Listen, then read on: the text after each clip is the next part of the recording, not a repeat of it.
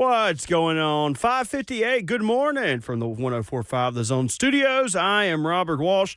In a game that lived up to the hype, a rematch of the 2023 Women's NCAA Tournament Championship game. Only one star from a year ago could move on to the Final Four, and that star is Caitlin Clark. For the second year in a row, Clark had a legendary Elite Eight performance, leading her number one seeded Iowa Hawkeyes to a 94-87 victory over the defending national champion LSU. Clark had 41 points, 12 assists, 7 rebounds, breaking even more records in what had already been a record-shattering senior year. And for the Titans, the trade is official. Titans get Sneed from the Chiefs for a 2025 third-round pick and a 2024 seventh-round swap. Sneed will speak to the media today at 11:30, and following media, he will appear on the Buck Rising Show in the noon hour. And in NFL free agent news, the Chiefs are signing quarterback Carson Wentz, who spent last year backing up Matthew Stafford with the Rams. Some solid depth for the Chiefs quarterback room. For all your foundation repair and waterproofing needs, visit USSTN.com. Breaking news at once on your home for the Titans and the Vols. This is 104.5 The Zone.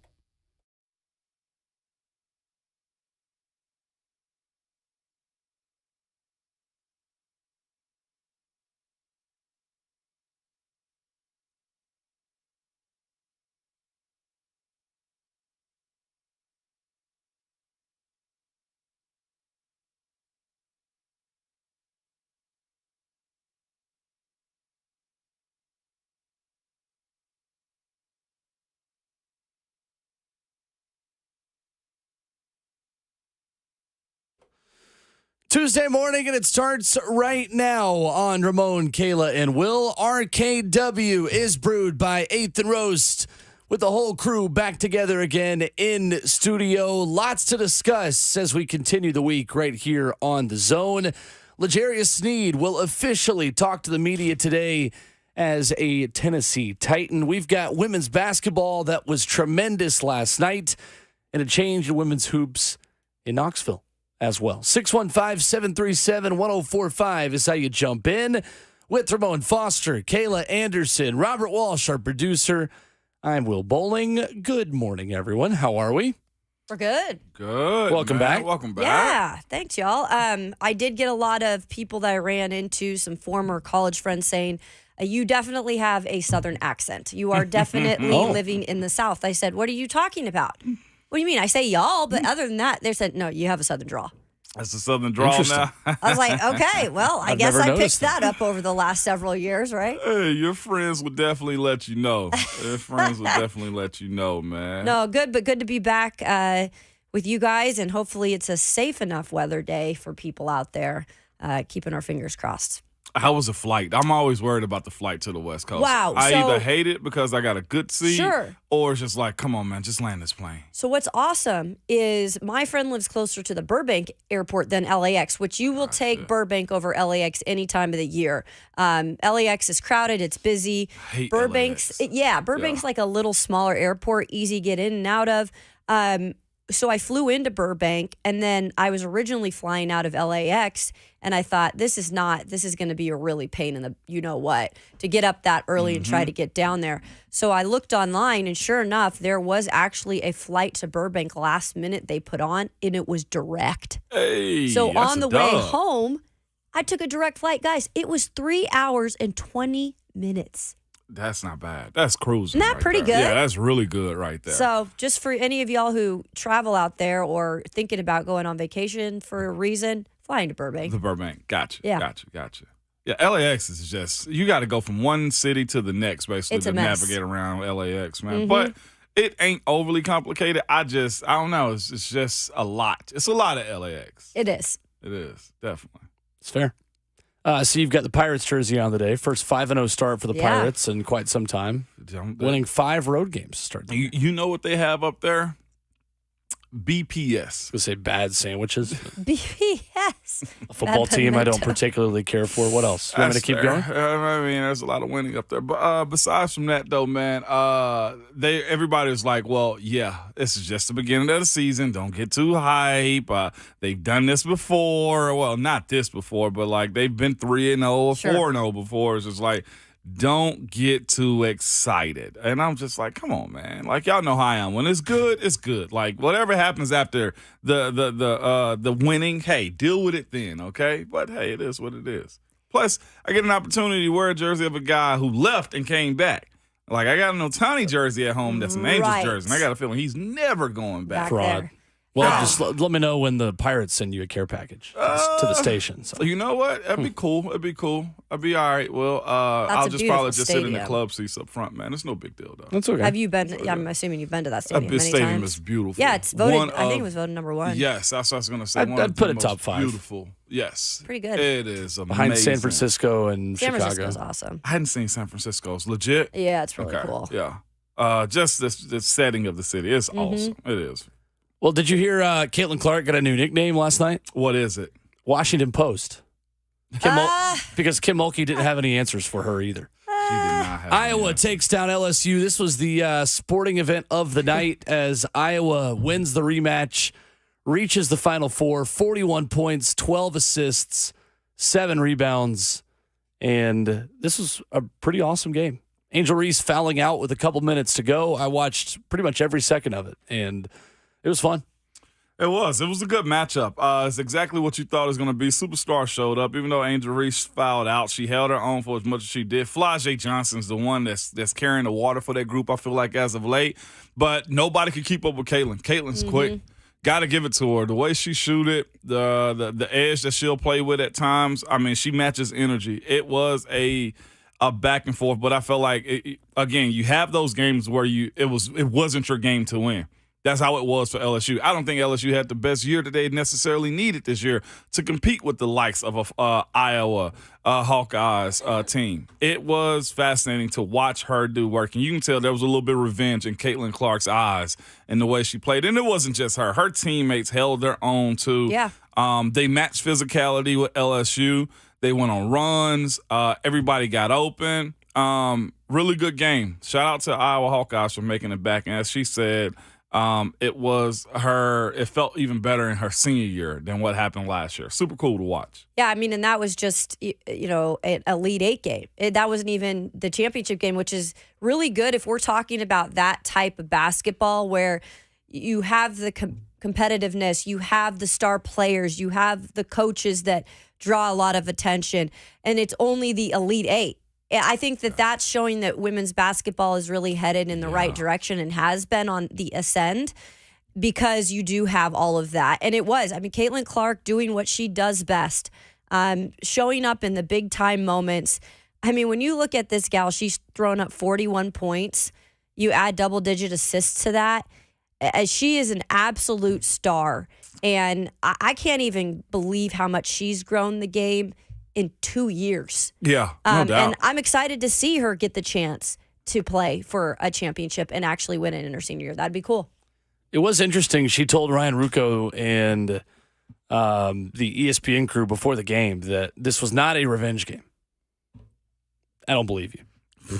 Respectfully. I appreciate you being respectful to the opponent or whatever, but she said, I don't have any animosity towards LSU. They're just the team that's standing in our way. This is not a revenge game specifically. I'm going to let that breathe for a second. Because any athlete that gets an opportunity, and I think, again, we spoke about this yesterday. I think the NCAA wanted this to be set up that way, putting them in the same bracket, same region and stuff like that. They were meant to meet, and they were. Iowa was just that good, and watching how they lost last year, this was a revenge game. And good on her, okay, for saying it's not. When everybody who's ever competed, watch sports, cover sports, understand if I can get my lick back, I'm getting my lick back. If that was the case, I mean, I ain't going to say she wouldn't have gone for 41, but 41 and almost getting a triple-double. What was she, 3 rebounds away from a triple-double? And for whatever reason, Haley Van Lith was the one guarding her for most of the game. And then they switched her to a different defender late in the game when it was way too late. Kim Mulkey did not have her best night. No. Haley Van Lith should not have been guarding Caitlin Clark. But it was awesome because players were getting flamed in the way that NBA players and men's basketball players do on Twitter. And that is how you know that women's basketball is arriving in a new way, is you're seeing people just dragging Haley Van Lith for her terrible defensive play on social media. And you've got, in the A block of First Take yesterday, Lady Vol for life, Andrea Carter with Stephen A. Smith and with Shannon Sharp. Like the the disrespect on social media, when it raises to that level, you know a sport is arriving in a new way. Haley Van Lith shouldn't have been out there last night. Like the majority of the game, they should have had a bench freshman or someone out there to help her, because she was getting cooked. She was just shrugging to the camera Like, on give one it of up. the Caitlin Clark threes. I mean, legitimately, she was rocking her to sleep and then pulling up on her. And then, of course, one thing I hate, oh my gosh, I'm going to say this too about the women's game on both sides too. And I've seen the Lady Vols, it's back to the Tamari Key play. The bigs in women's basketball, y'all got to start playing the screen for the three-point shot. I'm watching her last night. Van Lith is on her, and there's a screen set by Iowa's big. And what happens? Angel Reese sits in the post, and you know what happens? Caitlin Clark mashes another three. And I'm just like, y'all don't come play the three? Like, what are we doing? But then Van Lith has been, like, legitimately, she shouldn't have been shooting. She shouldn't have been, like, controlling the ball, and she's asking for the ball later in the game. I'm like, why? Why are you about to shoot the ball? I'm with you on that one, okay? If you are Cheeks, we're going to call you that no matter who you are, what age you are either, okay? I don't care if y'all at middle school games. Hey, you suck. No, I don't do the kids like that. But what I'm saying is this. She got rocked to sleep last night. She did, and it was no match for him. But, again, when they attempted to put Flage on her as of late, on Caitlin Clark late, it was too late at that point. And I'm not sure because, Flage Johnson's a sophomore. And Caitlin's had so much experience. I don't know why they chose not to put on. But Kim Mulkey's lack of an answer for Iowa and Caitlin Clark, it showed. And I don't know what she's going to do in the portal to try to compete again next year. Let you tell it. Let social media tell it. A lot of Vols fans want Kim Mulkey at UT. Oh, I don't know about that. Ooh. I don't think not a single Vol fan wants Yeah, Kim I Mulkey did. at Tennessee. I saw a couple, I'm that good. brought it up. I know you're Did you good, really? but what I'm saying is the fact that she's going to have to reset and come back to the table because she talks a lot as far as Kim Mulkey goes, and her squad did too. So a lot, of course, the target on her back is always going to be big. And she knows that she's going up at some point, probably against Caitlin Clark again in this tournament, right? And you knew that, when you're one of the best teams, there's a good chance you're going to meet, like they did. I mean, you faced her last year. You know what you're in for in terms of guarding her and adjustments you're going to have to make during a game. And Will's right. I just don't feel like she really had her best game coaching. And how much is other stuff in her head? I don't know. The profile about her that wasn't even a hit piece. Yep. Wasn't That even she called out as a hit piece. Send me the Twitter accounts of the people who want Kim Mulkey to Tennessee, I got you. I can educate He's them. One of your fry favorite up. follows on Twitter.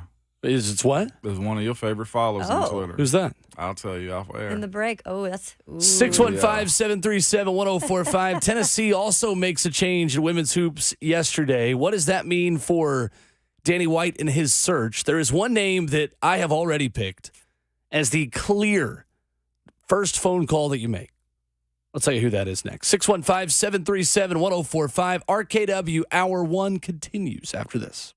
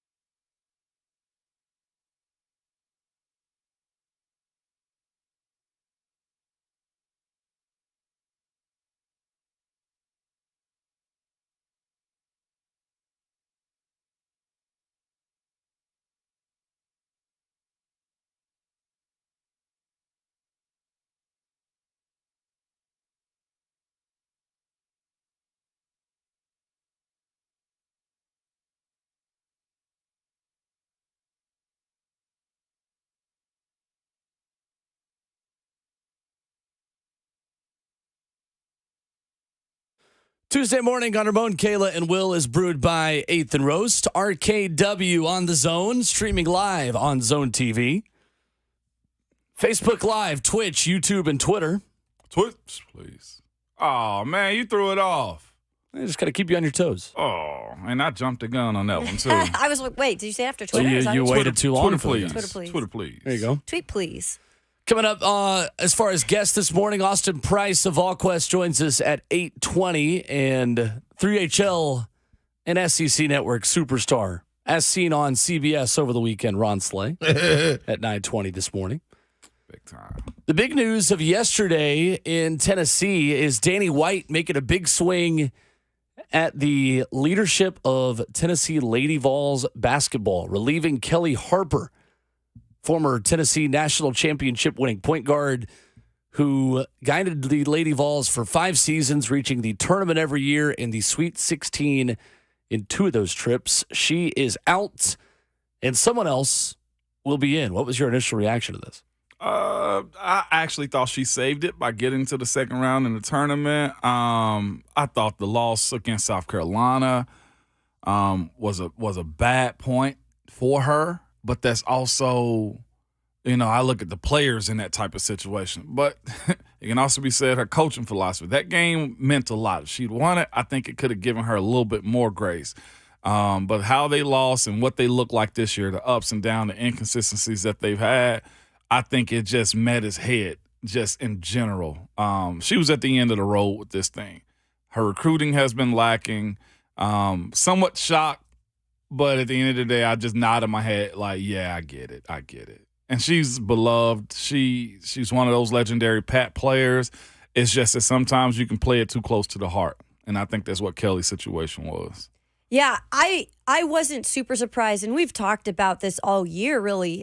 We've talked about this on the show, outside of the show, about how possibly, this could be the year that she, sees herself moving on because she's not able to maybe get to that level where you have to get to now in terms of women's basketball, in terms of the SEC specifically, and how competitive it is, with now the likes of LSU and South Carolina really rising to the top.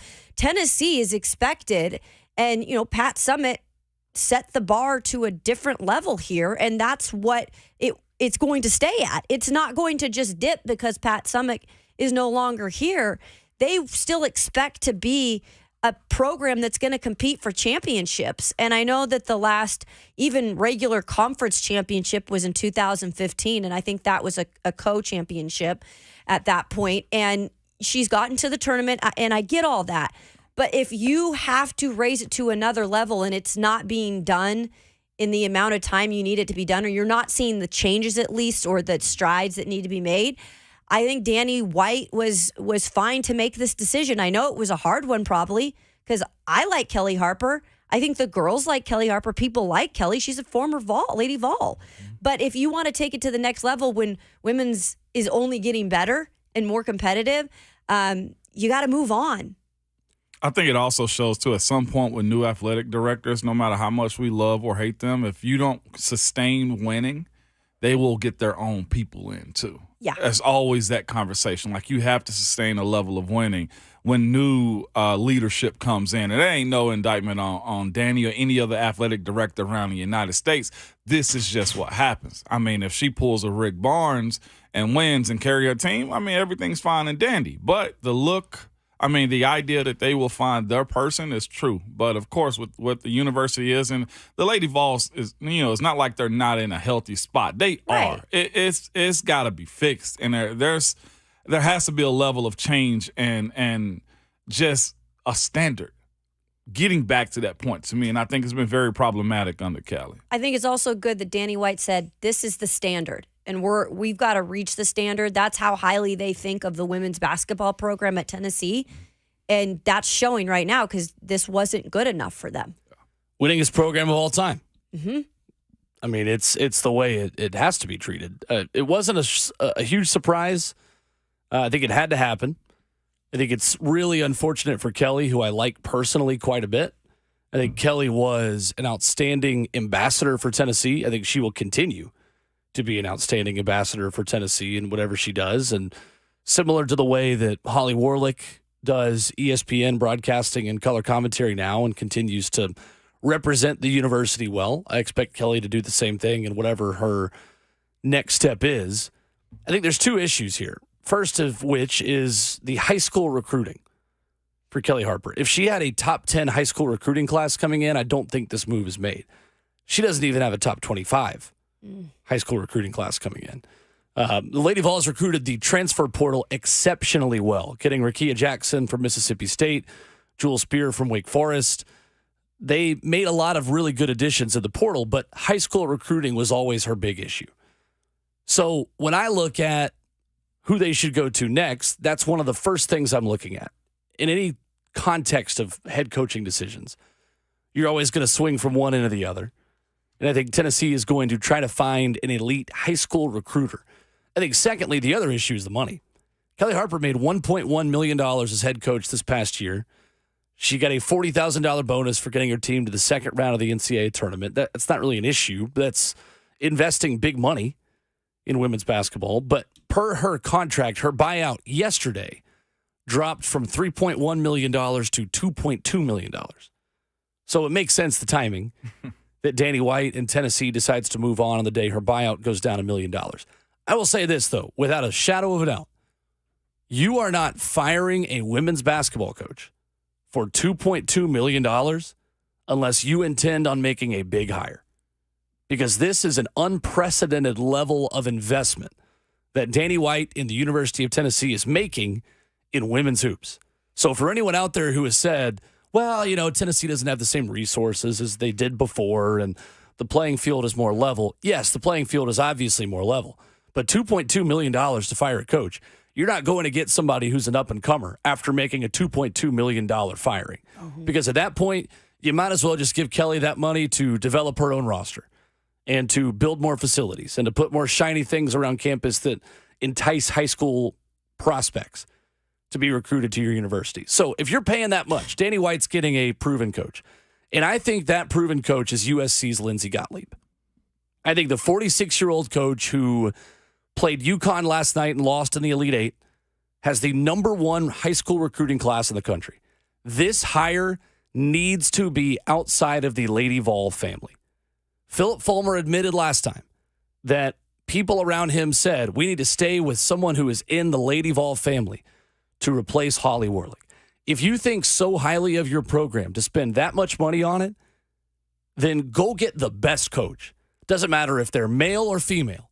Doesn't matter if they're from the SEC or out of it. Doesn't matter if they are a Lady Vol or a non-Lady Vol. Get the best coach available. And I think the best coach available to you is the coach who is an assistant in the NBA for the Cleveland Cavaliers, who Steve Kerr said we should have hired her to be an assistant for the Golden State Warriors, who has Juju Watkins, the best freshman in the country, who's dropping 30 in the Sweet 16 to get USC to the Elite Eight. 6 top 100 recruits for Lindsey Gottlieb, who's from New York, but has coached on the West Coast for her whole career in the Pac-12. That obviously no longer exists. She was at Cal. Now she's at USC. I think you give her a blank check and say, whatever you want. Let's see it. So anyway, there's my soapbox. I think Lindsey Gottlieb is the first person you call. She's been impressive. I mean, that program was nothing for a while. And she got there in 2021, and she started to build it in a pretty good amount of time. Because what are we, 2024? I think she's in her whole career missed the tournament like 4 times in 14 years of coaching.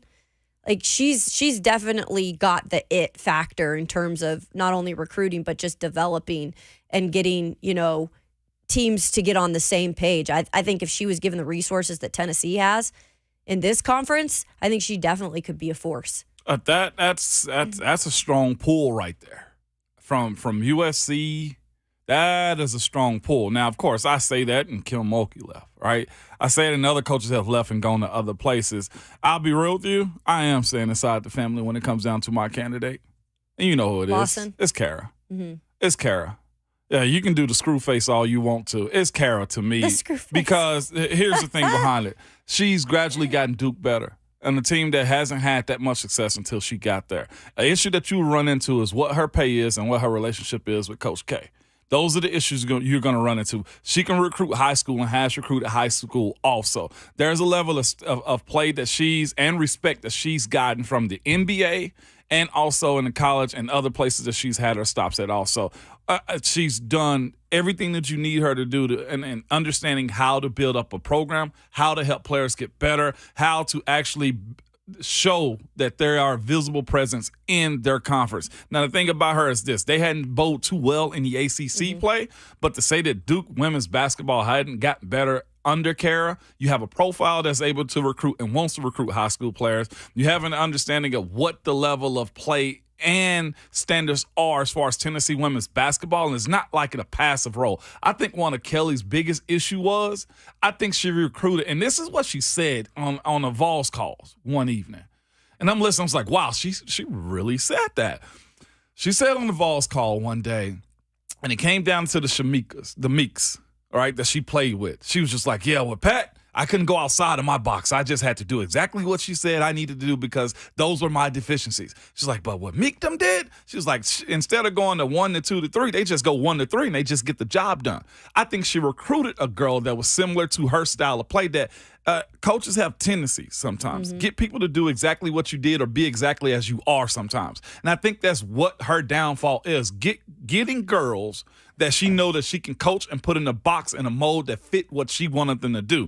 And one thing about superstar players like the Shamikas that she played for, right, is the idea that, look, great players sometimes have to go outside the lines to get the job done. And I don't think she wanted a team like that, i.e. not having Taraji play like not Taraji, golly, not having Tamari step outside of her box and defend the three-point line when it comes down to her defense. Like you wanted a girl to just stand in the paint and hold her hands up. That is not okay. When you look at the superstar players that play the game, I'm watching a Juju Watkins last night, who's at USC, right? With the coach there. And I'm thinking to myself, she's a freshman, controlling the ball, taking the shots, commanding the offense, even though they lost last night. But there are certain times you're able and capable of recruiting those types of players, and you just say, this box that I have for you, you don't live here. And I think Kelly wanted all her players to live in a box. And one thing about Kara, I think, is when you deal with great coaches or great players,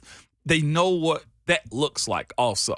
And when you know what that looks like, you're able to recruit it. And when you're able to recruit, that means you have a confidence in yourself. I'm not saying that Kelly doesn't have a confidence in herself. She does. But I think she got players that she could relate to that will absolutely do as she say because they're just like me.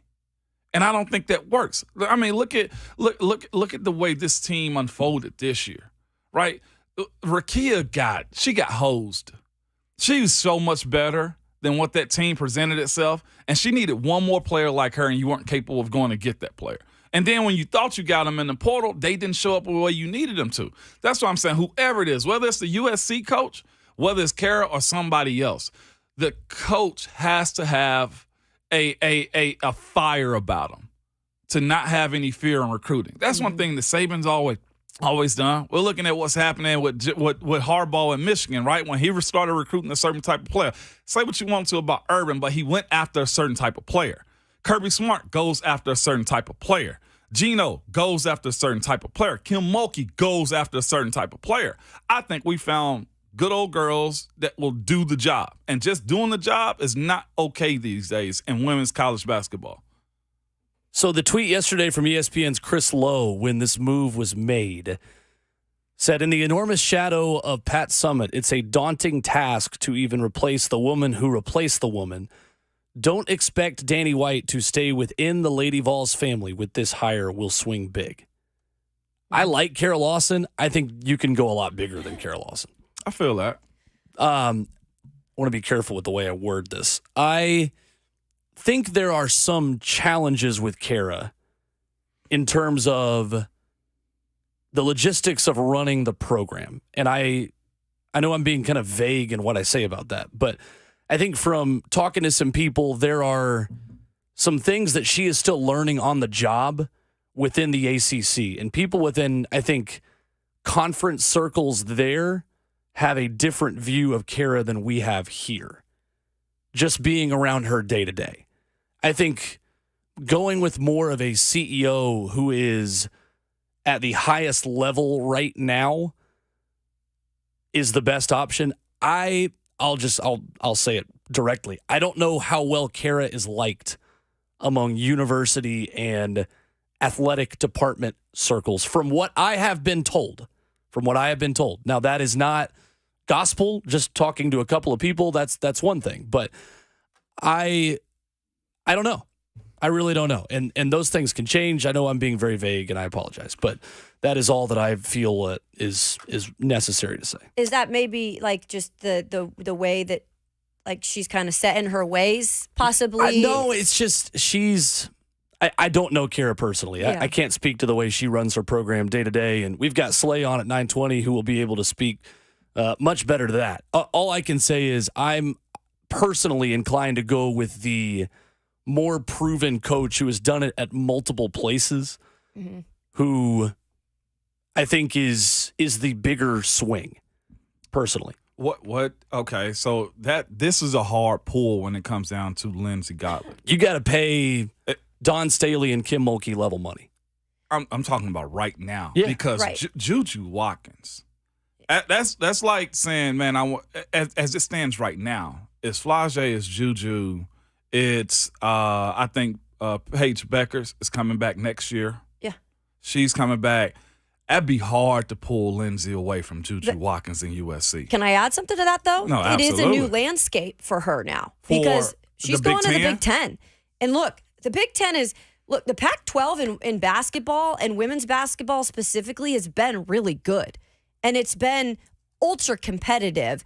And you were able to, and yes, I'm going to add this in, and it sounds maybe a little bit stupid to say, but you're not flying across the country for most of your schedule. And women, that's not a stupid thing to say. Right? Yeah. I mean, the landscape is completely different moving forward. And I wonder with USC moving conferences and the traveling and all that, and you want to go to a conference where maybe you know it's going to be a little more competitive and you know there's the top coaches. Maybe you want to compete with those coaches and you want to keep it in an area where you're not traveling across the country every week to go play a game. You just wonder, like, part of that could be something that goes into play with the overall decision if she is lured away by Tennessee. That's going to be a big ask. Like, I'm talking about 3.5 a year. I mean, if you're willing to pay 2.2 in a buyout, I think you're willing to pay top level money. And again, I'll say on Kara Lawson, I personally like Kara Lawson a lot. Okay. I like hearing what she has to say. I wonder if the Board of Trustees relationship with Tennessee is as solid as people think it is. I don't know the answer to that. But she did leave the UT Board of Trustees, simply putting out options into the universe and things that I'm told. But I don't know. I think there's a lot we don't know yet. I think from what you hear from writers around the scene, Danny White is keeping this very close to the vest. But when Chris Lowe says, I think Tennessee will go outside the Lady Vol family, I think it tells a story there that they're willing to look coast to coast. And no, they're not going to get Don Staley. For anyone who's tweeted, I saw somebody tweet yesterday, like, who should Tennessee get? And it's a picture of a couple of coaches and then Don Staley just thrown in the end of it. Right. The trend, though, is from Danny White. It is, to find the best coach. Sure. I like Kara because Kara gives me a little bit of nostalgia, right? Yeah, and she's somewhat proven in her operation as a head coach. Either way, even with what Duke is paying her and nobody knows because they're private, or whatever USC is paying Lindsey Gottlieb because they're private, a heavy check is going to have to be given for whoever it is, especially if you're pulling Lindsey from Juju, though, is... I don't have to pull her from Juju. Juju can come to Knoxville, too. Yep. She's an LA girl. She wanted to change USC. They got plenty of NIL money to change her mind. I'm very hopeful on this one. What do you mean? You want this one. Well, it's my number one choice, of course. Okay. All right. I think it's a possibility. Danny White, I feel like, can get a lot. I hope I'm wrong. And I'll be glad if that is the pick. From everything that I've heard, I will be surprised if they go with a former Lady Vol. I'm not tripping on the Lady Vol. Yeah, right. I just want to see who they can pull. Right. It's been done before. 615-737-1045. Coming up, there was a former SEC quarterback on a podcast yesterday who had some interesting things to say about SEC fans. We'll play you that next.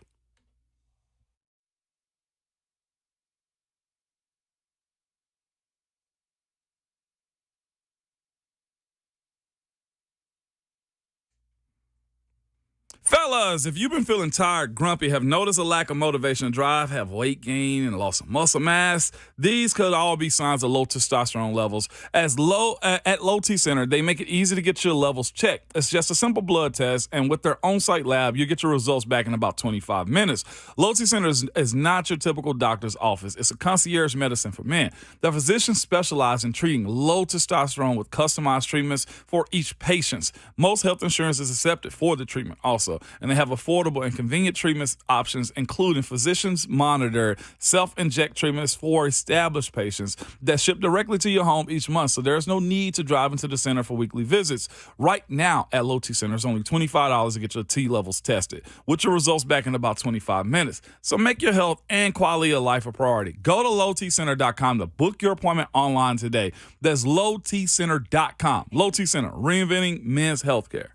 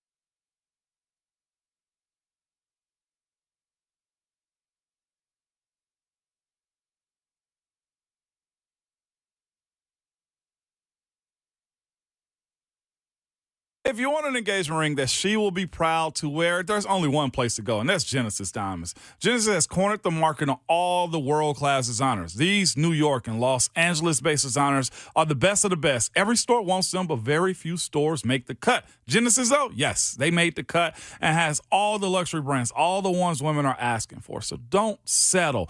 Get her the ring of her dreams at Genesis, and don't think you will pay more either. Genesis has complete ready-to-wear designer rings as low as $1,900. And, of course, no jeweler can beat the price of Genesis diamonds. Whether you want a natural diamond or a lab-grown diamond, Genesis has the guaranteed best price and the highest quality. And only Genesis gives you a 120% diamond upgrade guarantee plus free service for life. And all this with no commission salespeople. So there's no pressure to buy ever. Nobody delivers for you like Genesis when it comes to quality, value, selection, warranties, or just customer care.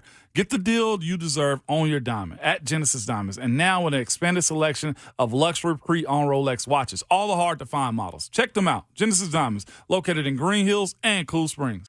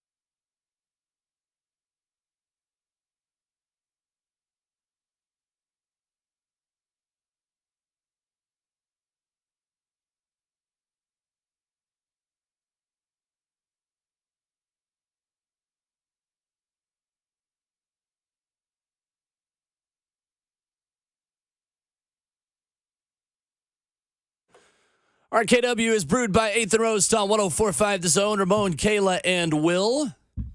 Austin Price of AllQuest at 8:20 this morning. Ron Slay of 3HL and SEC Network with tons to discuss for Tennessee men's and women's hoops at 9:20 this morning. Your phone calls throughout the morning at 615-737-1045. Bo Nix went on the Ryan Russillo podcast. Bo Nix is about the age where you start to decide you want to host a podcast as well, in his mid-30s. At least that's what it feels like. Everybody got a pod. Poor Bo. Had some interesting comments about the Auburn fan base. This was now Oregon legend Bo Nix with Ryan Russillo. What was the biggest difference between being a starter in SEC school and a starter out west? In a sense, the hostility and maybe the unhealthy pressure that is added to, 18 to 22-year-olds by, outside noise and fans. Like, it's almost like an unhealthy obsession in the South. I mean, I was that way growing up. I thought it was, life or death football. And you move out here and, you play the game as hard as you can and you got great passion for the game. And, it's just a little bit more laid back in a way. And it's a lot more like, we're proud of the person you are out there on the field. And like, if you give a great effort and if you try really hard and obviously we're out there to win. Nobody goes out there to lose and look bad in front of a bunch of people. But I think that's the difference, quite frankly, is what is put into college football in the South. And then, how out here football is just a game and, we find the joy in it. There was Ryan Russillo with Oregon quarterback Bo Nix confirming that it just means more. So my take on this, covering both conferences in the Pac-12 and the SEC, is, look, Bo Nix knew what he was getting himself into at Auburn.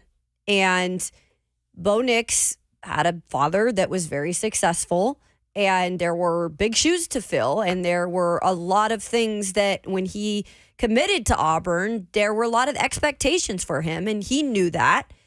And at times, I feel like, maybe it got to be a little too much for him, the pressure and not being able to perform, and possibly that got into his head and clearly led to his choice to transfer, his decision to transfer. Yes. And maybe this was just a better setting for Bo Nix. Maybe that's the type of thing he can't really handle the pressure, or maybe this was a little too much for him at that point of his career, and going to the Pac-12 and playing for Oregon, who is also a successful program, but it's just different up there. Like, it's not the pressure as much to, not necessarily to win, but just the pressure is different. And the fandom is different. It is a little more laid back, and maybe that's his style. And he was able to succeed because he had a good coach. There were people around him, and he probably was able to get out of his own head a little. But I think that also is kind of unfair to say, oh, it's just too much down here, because you come down here and football means a lot more than it does in a lot of other places. And you've seen the success stories that come out of the SEC. And you've seen the, quarterbacks that go on to the next level, the wide receivers, like, they're prepared for the next level. And so I think that it was just a fit for Bo. I don't think it's fair to really label the SEC and things down here being kind of hostile. Like, what it is. You grew up in it. You should know that.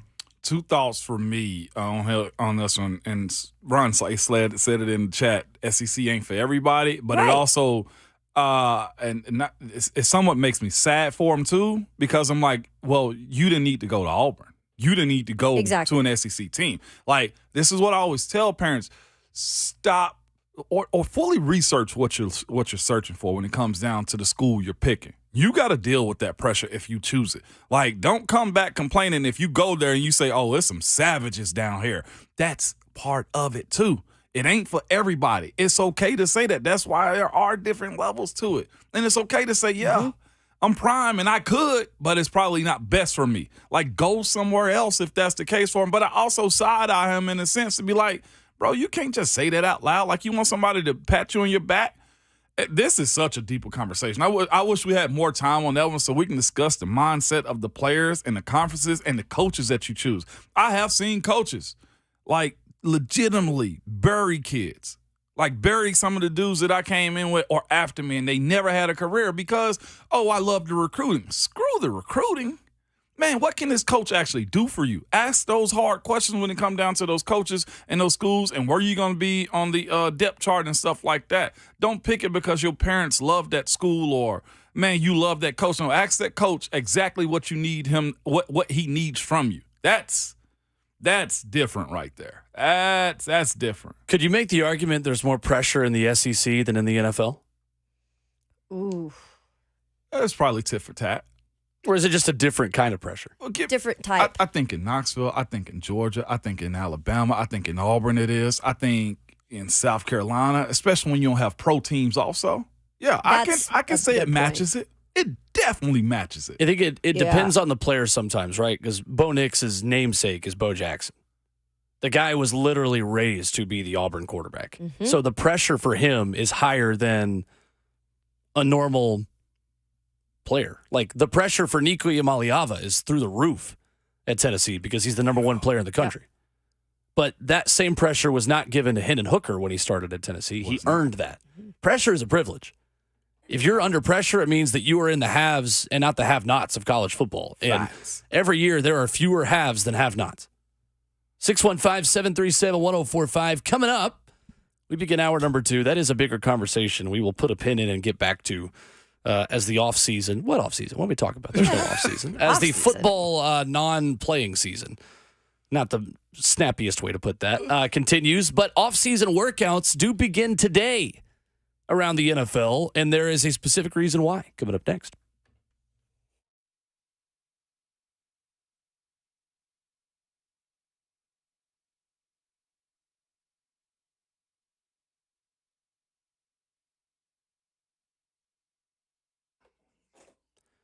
Hey, what's going on? It's Will Bowling here for my friends at Lee Company. Look, you deserve all the comforts of home, including endless hot water at your fingertips. Tankless water heaters powered by new recirculation systems save energy, money, time, and space. Lee Company has a limited time offer of $750 off a tankless water heater when you purchase a recirculation system. And to make the heater even sweeter, qualified buyers receive 18 months of 0% financing. You got to take advantage of this offer today. Call my friends at Lee Company at 615-567-1000 or go to leecompany.com/promotions to get $750 off a tankless water heater. Again, to make the heater even sweeter, qualified buyers are going to get 18 months of 0% financing. Remember that phone number, 615-567-1000 or online at leecompany.com. That's Lee Company, all you need.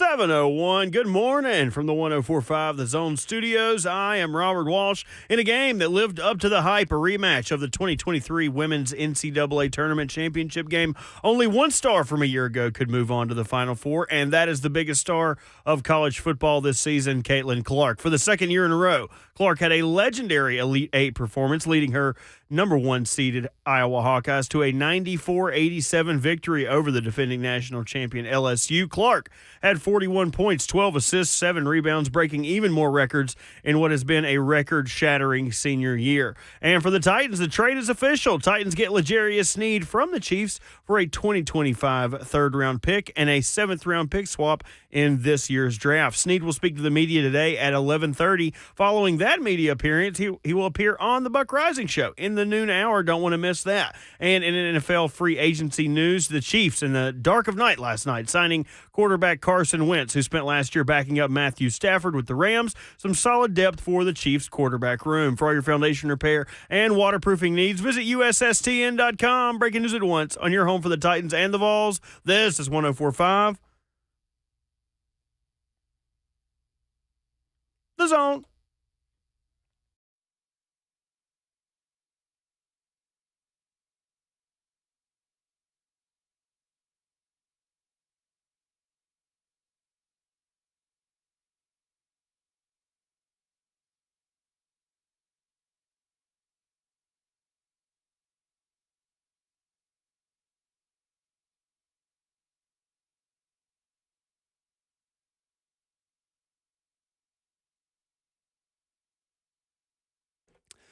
Hour number 2 on Ramon, Kayla, and Will. RKW brewed up by 8th and Roast as we roll right along. 615-737-1045 is how you jump in. Coming up in 15 minutes, which rookie quarterback has the best 2024 out of the top 4? Or is there even a wild card in the 35-year-old Bo Nix or the 8th-year senior Michael Penix? Who's better than one of the top 4? 615-737-1045. Ramon Foster, Kayla Anderson, Robert Walsh, and Will Bowling with you. So we got a tweet yesterday from Kyle who said, I'm going to call in tomorrow. I have found a can of Gatorade in the wild. In the wild? Kyle joins us now from Nashville. Good morning, Kyle. Hey, good morning, guys. How you doing? Good morning, man. You're a unicorn today. Hey, you know what? I'm special sometimes. When I am, I am. So, yeah, I ended up looking yesterday or the day before after you guys had said something about this, and I thought it was some sort of fever dream. Like, I remember it, but then I was like, there's just no way that this is real. So I actually Googled it, and you can still buy it. And it's not, like, expired or anything like that. It's actually within the date. I definitely checked before I tried it because it's actually in some throwback cans. It comes in a 12-pack. Got the lemon lime, the orange, and the fruit punch. And so I decided to do a taste test. And the best way that I can put it is it's like the powder Gatorade, but it's not. You didn't let, that one person do it all wrong and just put way too much powder and make it too sweet. It's just the right amount of sweetness. It's not too watered down. But I probably will not be buying again because it is very expensive for what it is, honestly. I think people are marking it up for sure. The throwback design as well. It says like a throwback can. You're paying for the design as well. Do you get a different Yeah, taste? the old school logo. The orange in the can versus the bottle, you would say the can is better or the bottle's better? Personally, I like the cans so far. They're just, like I said, they're just not too sweet. For me, orange is when it's from the bottle, it's just way.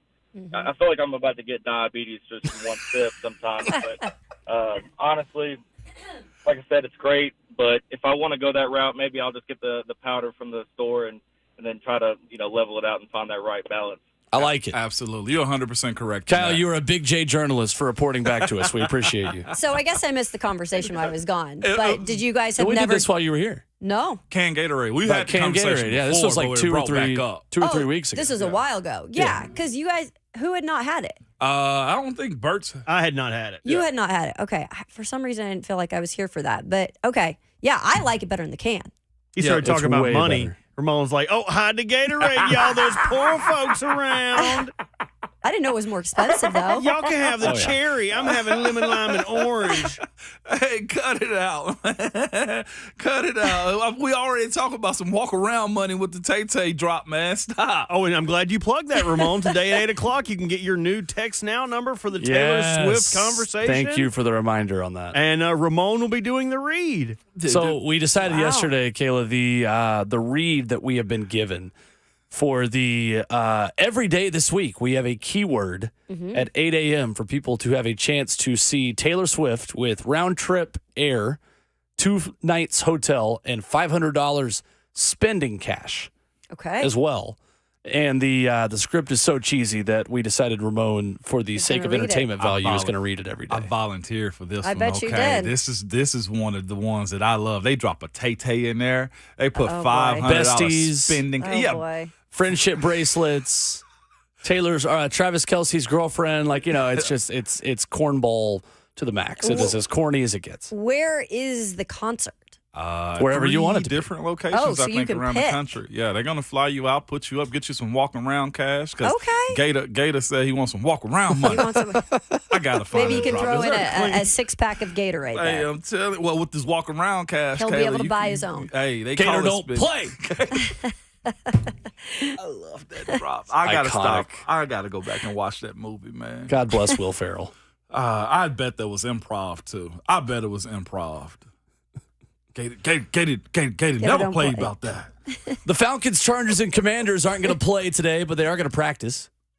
All opening their off-season programs today. The first 3 teams to begin off-season workouts.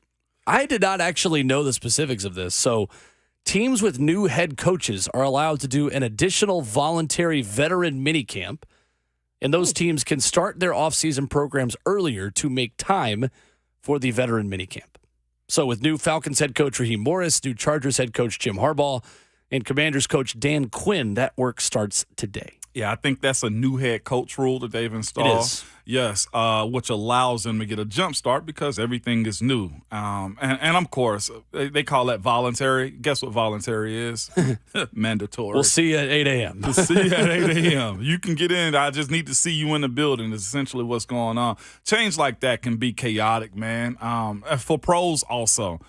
You got to think a lot of these coaches come in with what they want the program to look like or the organization in the NFL to look like and how they want it and the players and the scouting departments. There's so much. And I can only imagine a guy like Jim Harbaugh and what he's going to command. And Dan Quinn seems to understand that this next trip around, Raheem Mostert, I think they got a good core a group of young players in Atlanta. We'll see what that's going to look like. But each one of these guys, man, I see their teams going up because – they've been around the way 1 or 2 times. Each one of these guys have been head coaches before. So we'll see what it looks like. I expect them to be better. Even a team like Washington, man, who's been one of the bottom barrel teams for the last 2-3 years. Well, the Titans have a new head coach too, so surprised a little bit. Maybe they don't do something like this because he's not only a first-year head coach here, it's his first time being a head coach with a brand new staff. Clearly they have a plan in place, and this doesn't seem to be the plan. But I do think that this is a good idea, and I didn't know about this either. I'll be quite honest. I didn't know that they could get a little bit of a jump start with a new head coach, but it makes sense. Yeah. It makes sense because you're trying to get to know your personnel. You've got a lot of new faces in a lot of these places.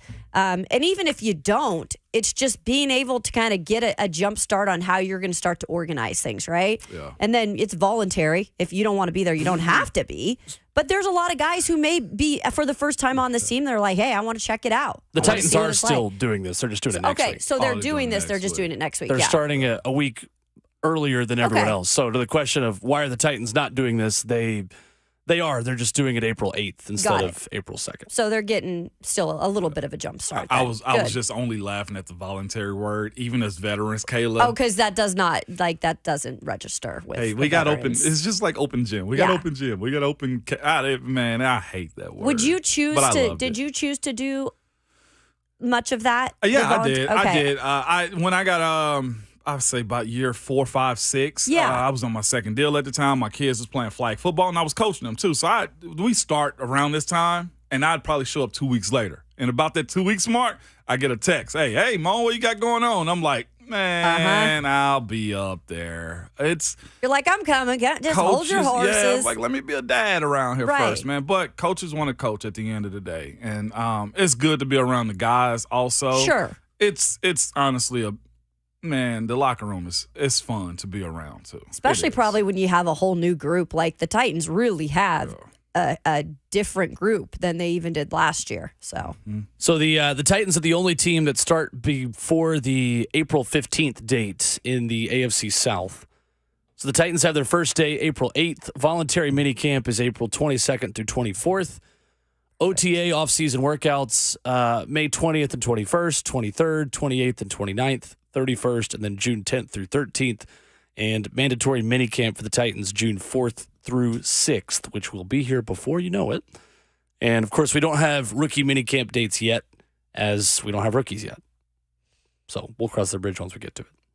615-737-1045. There was an interesting article from our friend Bill Connolly of ESPN.com giving pro comps and prospect comps for 6 rookie quarterbacks that are draft prospects this month. Which of them has the best rookie season?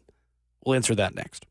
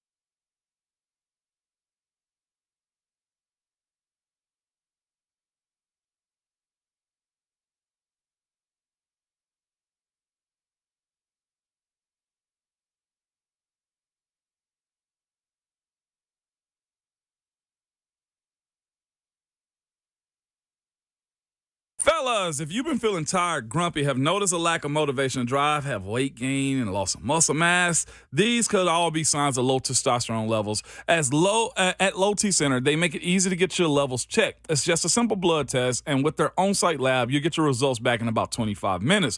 Low T Center is not your typical doctor's office. It's a concierge medicine for men.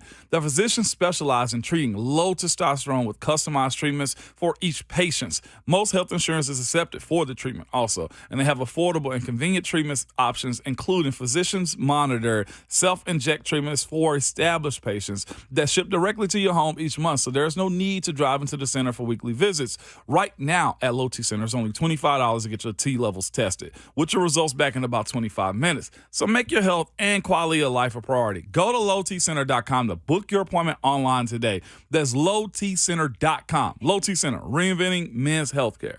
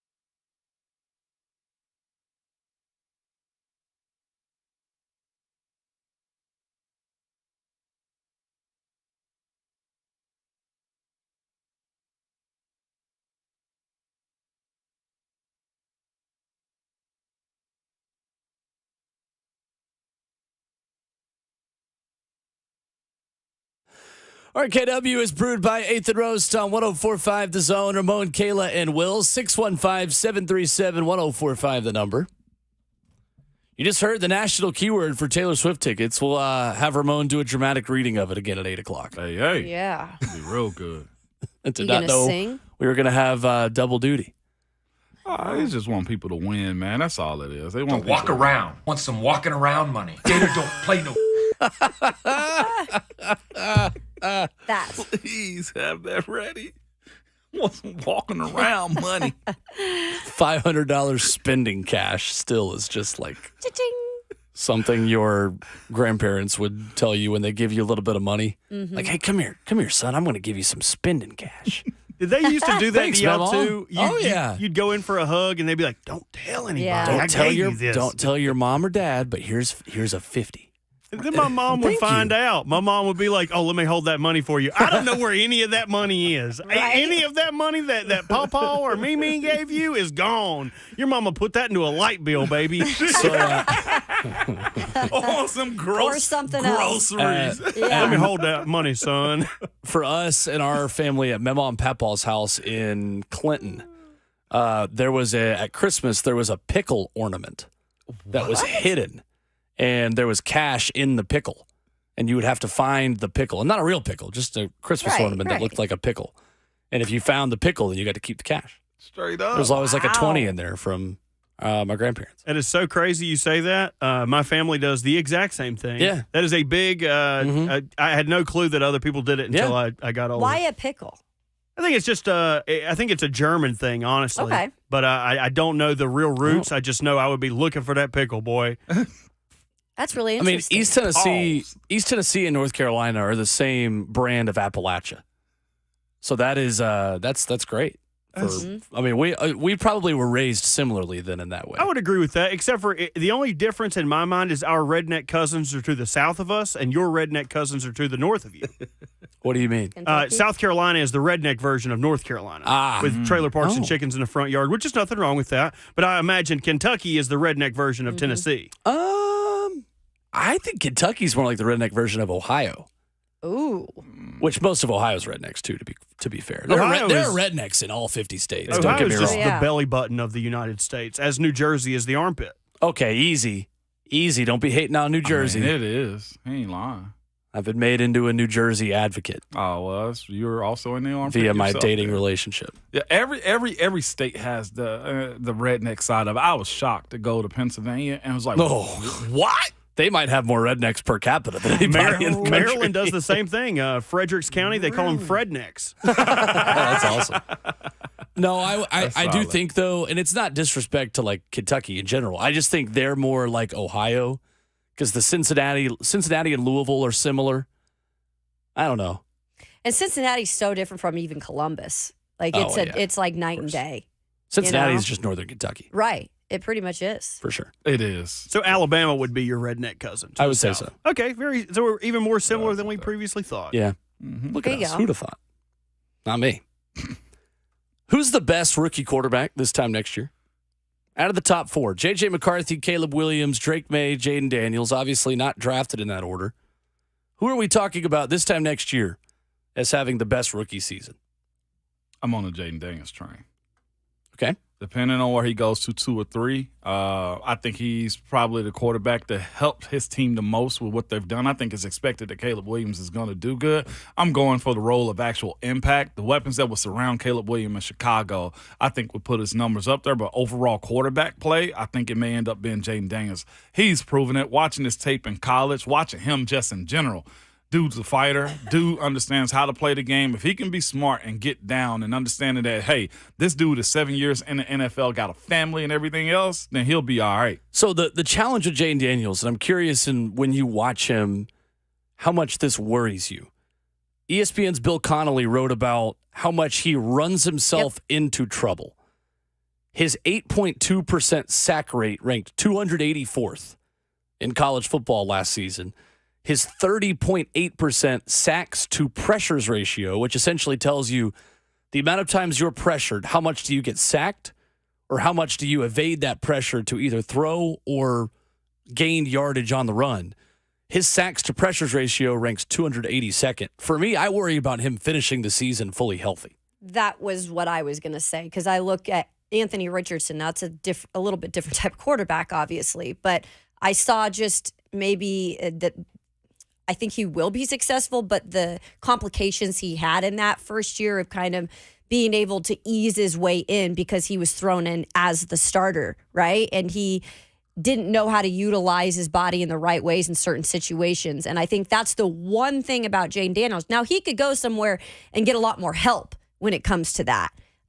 But that was the thing that worries me about him, at least in year one. And look, he's a lot smaller frame than Anthony Richardson, too. Yeah, that's what I said as far as like him learning how to get out of bounds and Right. slide and protect himself. Right. Yeah, that's his biggest issue that he's going to have for sure. That's what I was curious of, just how much that is teachable versus your innate instinct. Is he get down or lay down? Right. One of the two is going to happen for a dude like him. I agree with you. That's going to be one of his bigger issues. And all of them will have problems they have to run into. I think what we saw out of C.J. Stroud was just different. And I think everybody's going to be looking for that. I think this group will have a different, bar to reach this year because of C.J. Stroud, too. But I just like, honestly, his style of play. Yeah. If he can get down, get down. Yeah.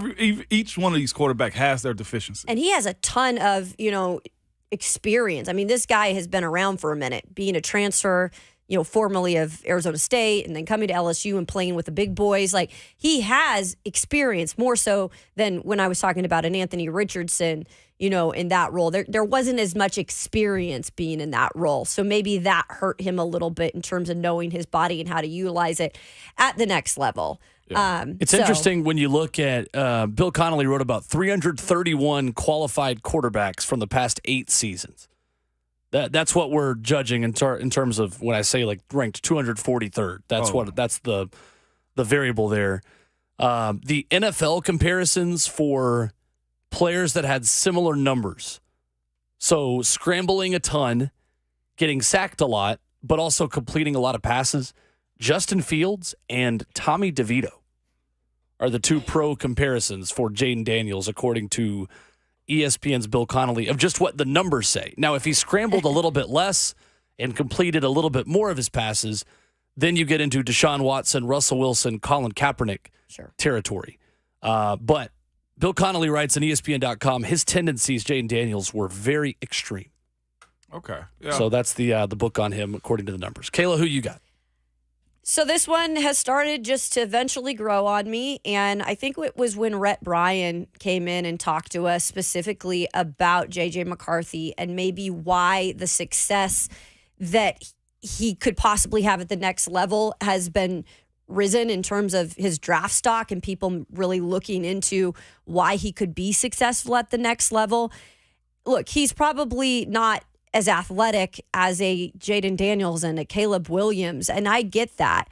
But if he lands in the right spot, and I'm specifically thinking if you land in a place like Minnesota, which we all need, or no, they need a quarterback right now. Sam Darnold at this point is their starter. I could go off on 4 hours of why you don't want Sam Darnold, but that's another story for another day.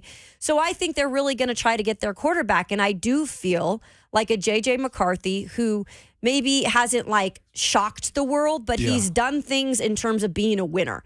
And he's done things where you see that he's had guys that surround him that have helped him to have success. And I think that could be the story here in Minnesota. You've got a head coach who I feel like would be good in terms of continuing to develop him. I think that you look about the weapons about like around you. You got Justin Jefferson, you got Jordan Addison. TJ Hawkinson should be back and healthy after having a really good year last year. So I think this is a spot where he could fit in right away. And just the experience he has in terms of winning is something where I could see that being a smooth transition. And while the numbers might not be through the roof, I think he could have a successful rookie year. I am falling victim to the J.J. McCarthy. I don't know why. I'm falling victim. I didn't think I would. I don't believe it just yet. Yeah. But I'm just like, all right, I'll consider it. I'm not a J.J. McCarthy believer I'm at falling all. victim. I'm not a believer either, but I also think it's very lazy that everybody's coming out and saying, I get major Zach Wilson vibes from this guy. Oh, yeah, no shot. Tell me Not you've me. only watched one bad quarterback without telling me you've only watched one bad quarterback. Like, the issue with Zach Wilson was that he was always in hero ball mode. Like, at BYU, he always had to be that guy. And the issue with J.J. McCarthy is that he's never had to be that guy. We don't know what he's like when his back is against the wall. Right. So I hate that comparison that I'm seeing a lot nowadays. I think with J.J. McCarthy, though, you're getting the vibes that he understands how to manage. Yes. And as a rookie, that's all you're asking him to do for the most part. Most of the rookie quarterbacks, you're just asking them to manage. And when it comes down to just managing, he's done that well. And then it's the next step. Can you lead? That's where it becomes like, all right, I can see why I'm intrigued with a guy like that. High first rounder, I don't know. That's the thing about this draft and almost every draft. They force feed us first round quarterbacks, and that becomes very problematic. It gets you in a Bo Nix situation where it's like, I didn't ask. Yeah, you did. You did ask for this, and you got to answer that call every once in a while. That's where J.J. McCarthy is to me. Is I'm teetering like, all right, I'll watch it. I don't want it, but I'll watch it. I don't think he's been put under enough pressure at Michigan. And what I mean by that is legitimate pressure, because his offensive line at Michigan was so much better than the defenses he was playing in the Big Ten. So his completion rate amongst quarterbacks in the last 8 years ranks 24th out of 331 quarterbacks. But the amount of dropbacks that he's had is remarkably low.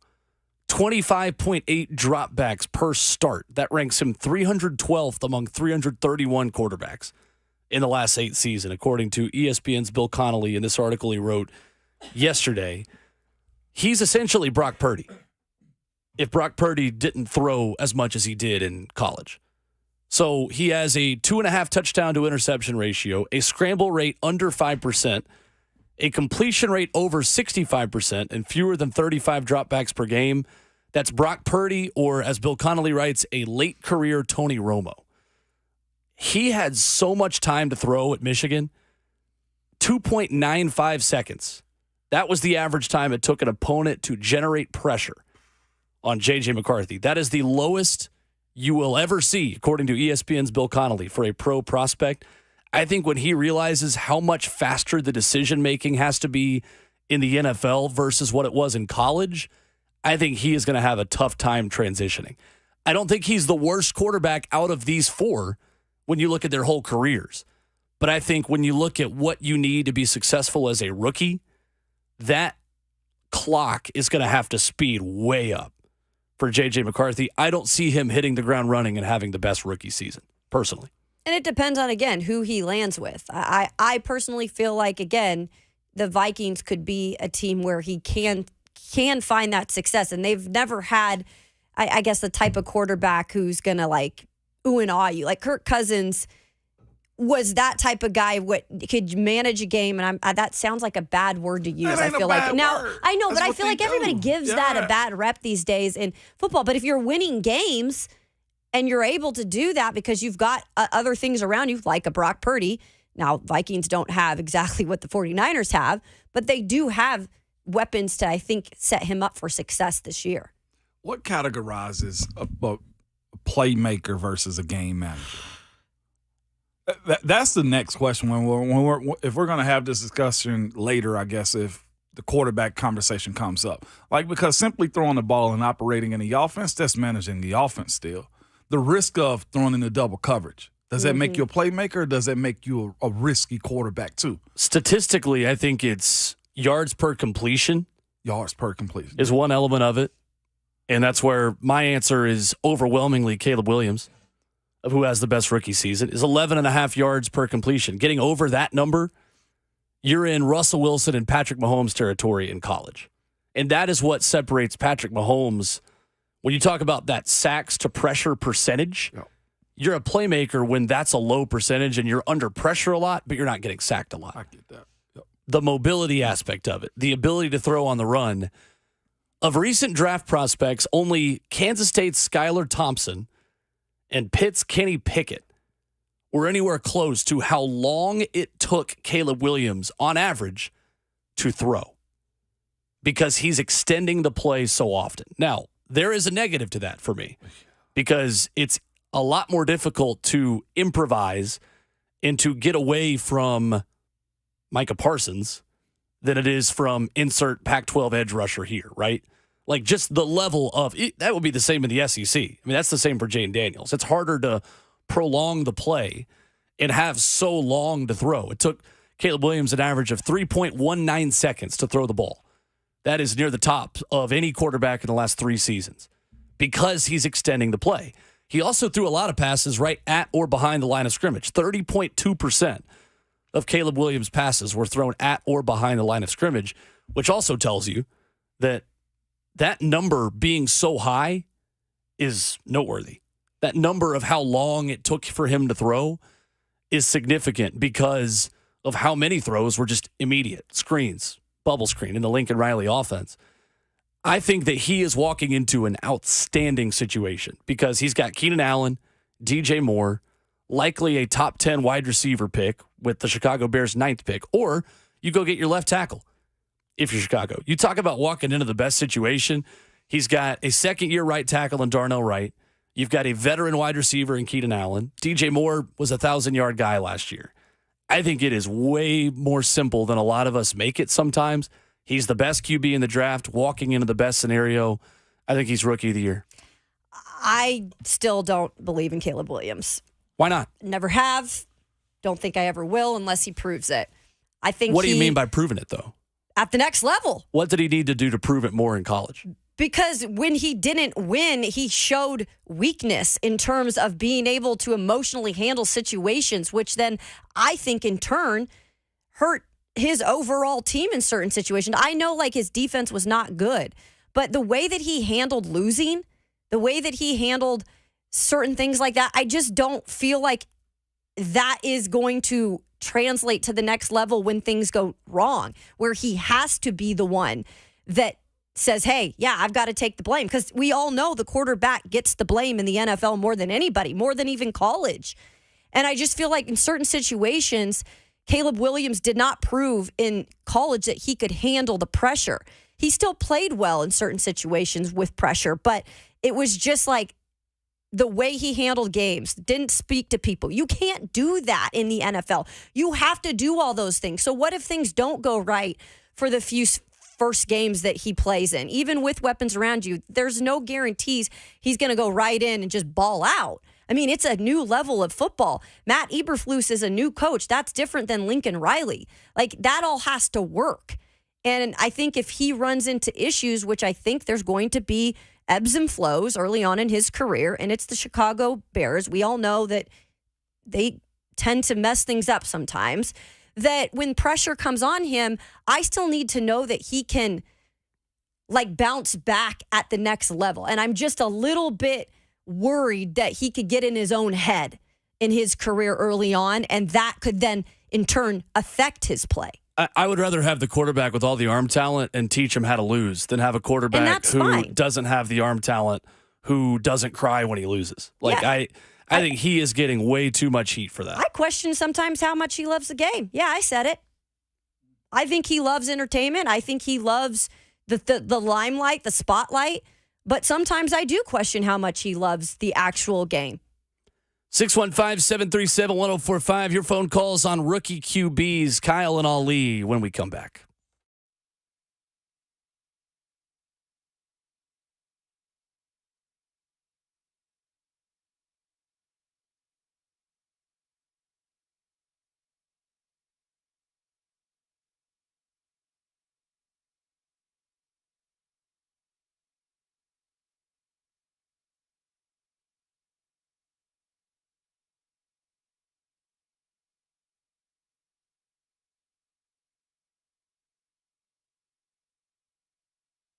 It's Ramon Foster for United Structural Systems. When it comes to large home repairs, a lot of the time we homeowners, we pretend we don't see the warning sign. We're afraid of what we're going to hear.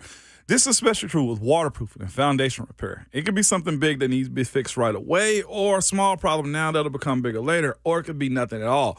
Bottom line is, we don't know, and we certainly don't want to be sold something we don't need. What we need is a peace of mind, and United Structural System is the company to give that. If you do have to have some foundation repair or waterproofing done because it's that time of year raining and the ground is saturated, you also have the peace of mind of knowing that United Structural Systems provides an honest diagnosis and stand by their working warranties. This is huge. USS is based right here in Middle Tennessee. They are members of our community, and USS has been in business for 25 plus years, and they aren't going anywhere. This is who you want doing repair work, and this is who you want to call if you ever do need to use one of their warranties if they're working on your house, because homeowners trust USS. They've been keeping homes dry and stable, as I told you before, for over 25 years. They serve in Middle Tennessee, Southern Kentucky, and Western Kentucky. You can reach them online at USSTN.com or call them 615-488-7855.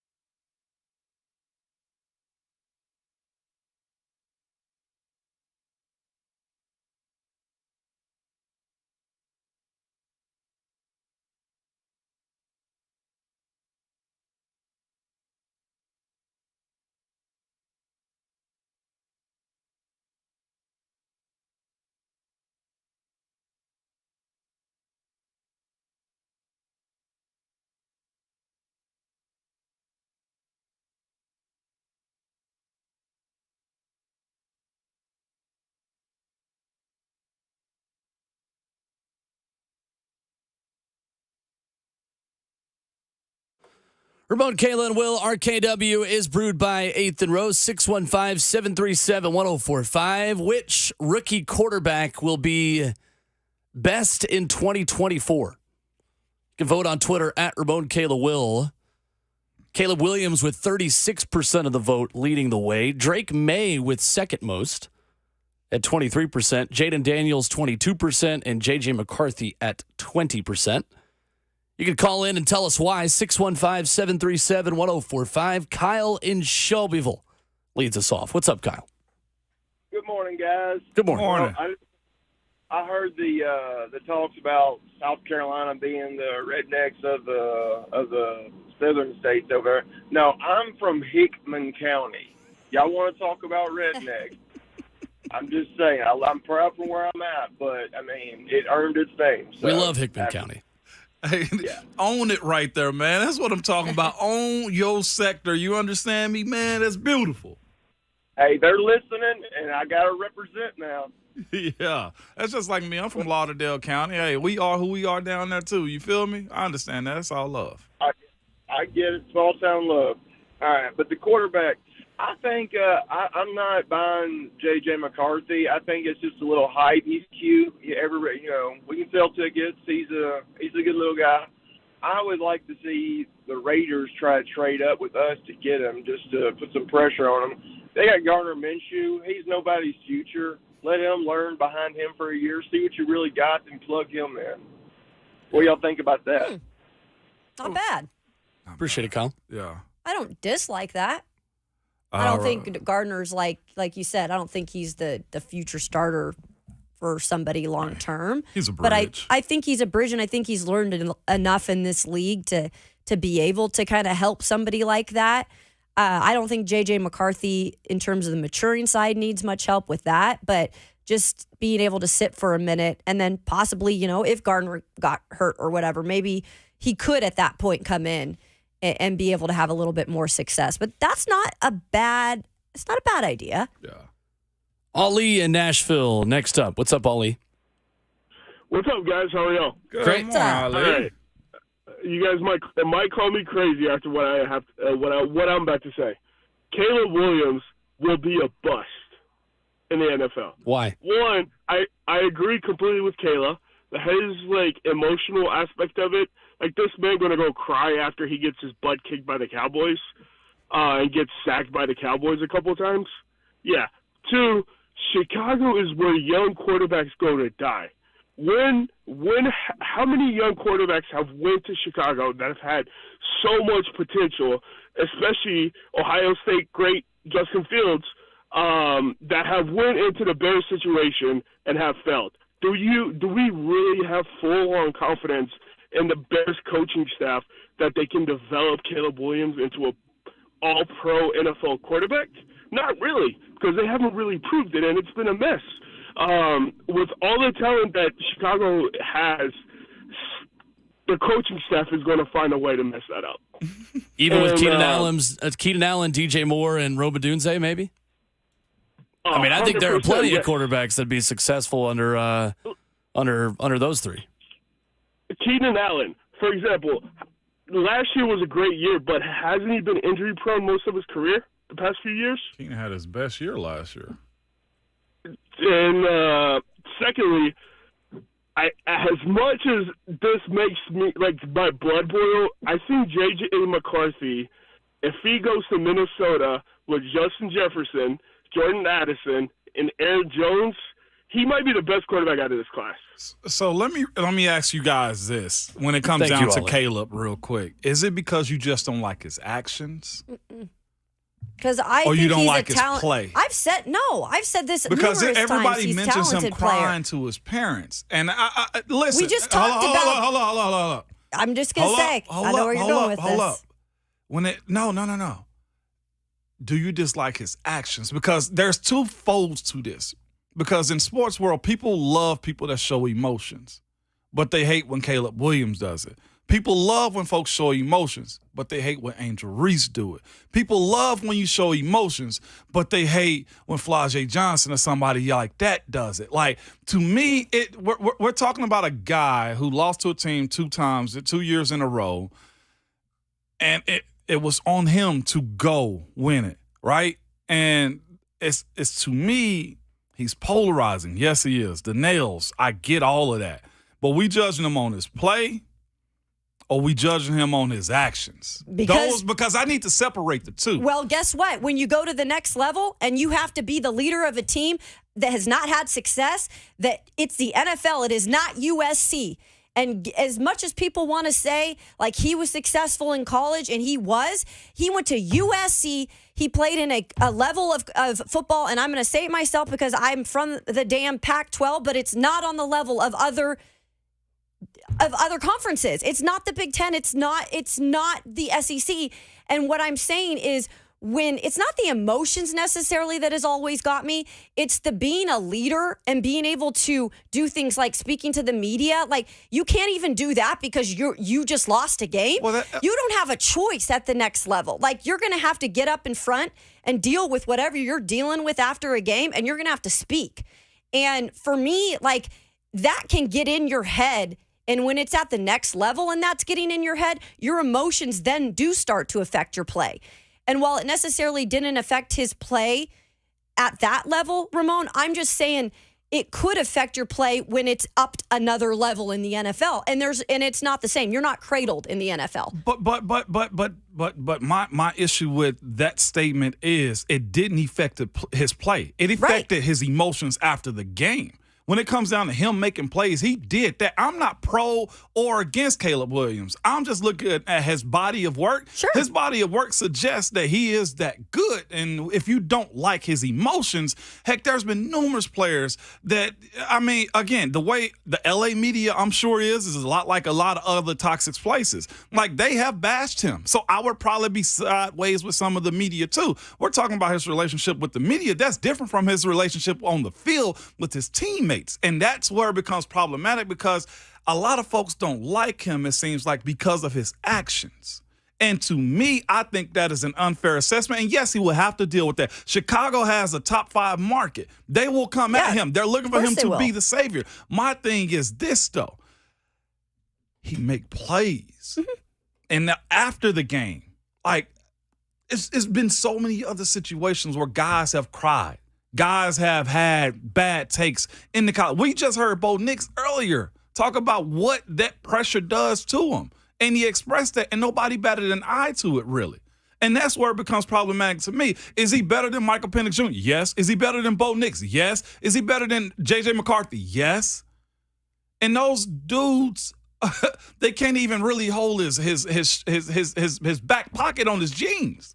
Let's continue this when we come back. We've got phone calls on the same topic as well. 615-737-1045. Your reaction to our Caleb Williams conversation next.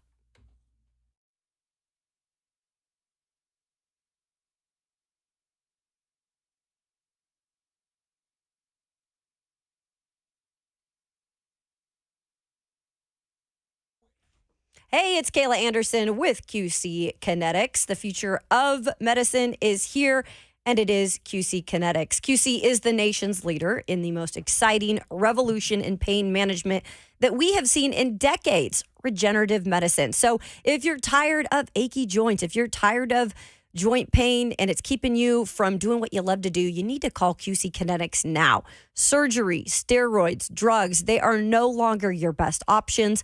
Regenerative medicine at QC Kinetics is transforming lives, and innovative treatments that deliver lasting results is what you want to do nowadays if you want to get moving again. QC Kinetics, is the way to go. To learn more about some exciting options, give them a call right now for a free consultation, 615-249-4024. Call them at 615-249-4024.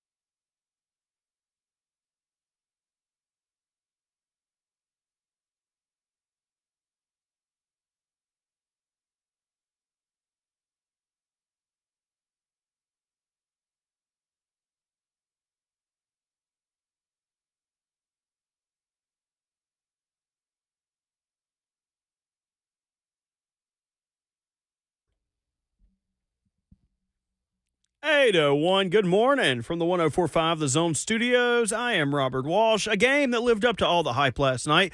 A rematch of the 2023 Women's NCAA Tournament Championship game. Only one star from a year ago could move on to the Final Four, and that star is the biggest player in college basketball this season, Caitlin Clark. For the second year in a row, Clark had a legendary Elite Eight performance, leading her number one seeded Iowa Hawkeyes to a 94-87 victory over the defending national champion LSU. Clark had 41 points, 12 assists, and 7 rebounds, breaking even more records in what has been a record-shattering senior season. The trade is official. Titans get cornerback L'Jarius Sneed from the Chiefs for a 2025 third-round pick and a seventh-round pick swap in this year's draft. Sneed will speak to the media today at 11:30. Following that media appearance, he will appear on the Buck Rising Show in the noon hour. You're not going to want to miss that. And in the NFL free agent news last night, the Chiefs working in the dark of night, signing quarterback Carson Wentz, who spent last year backing up Matthew Stafford with the Rams. Some solid depth for the Chiefs quarterback room. For all your foundation repair and waterproofing needs, visit USSTN.com. Breaking news at once on your home for the Titans and the Vols. This is 104.5 The Zone.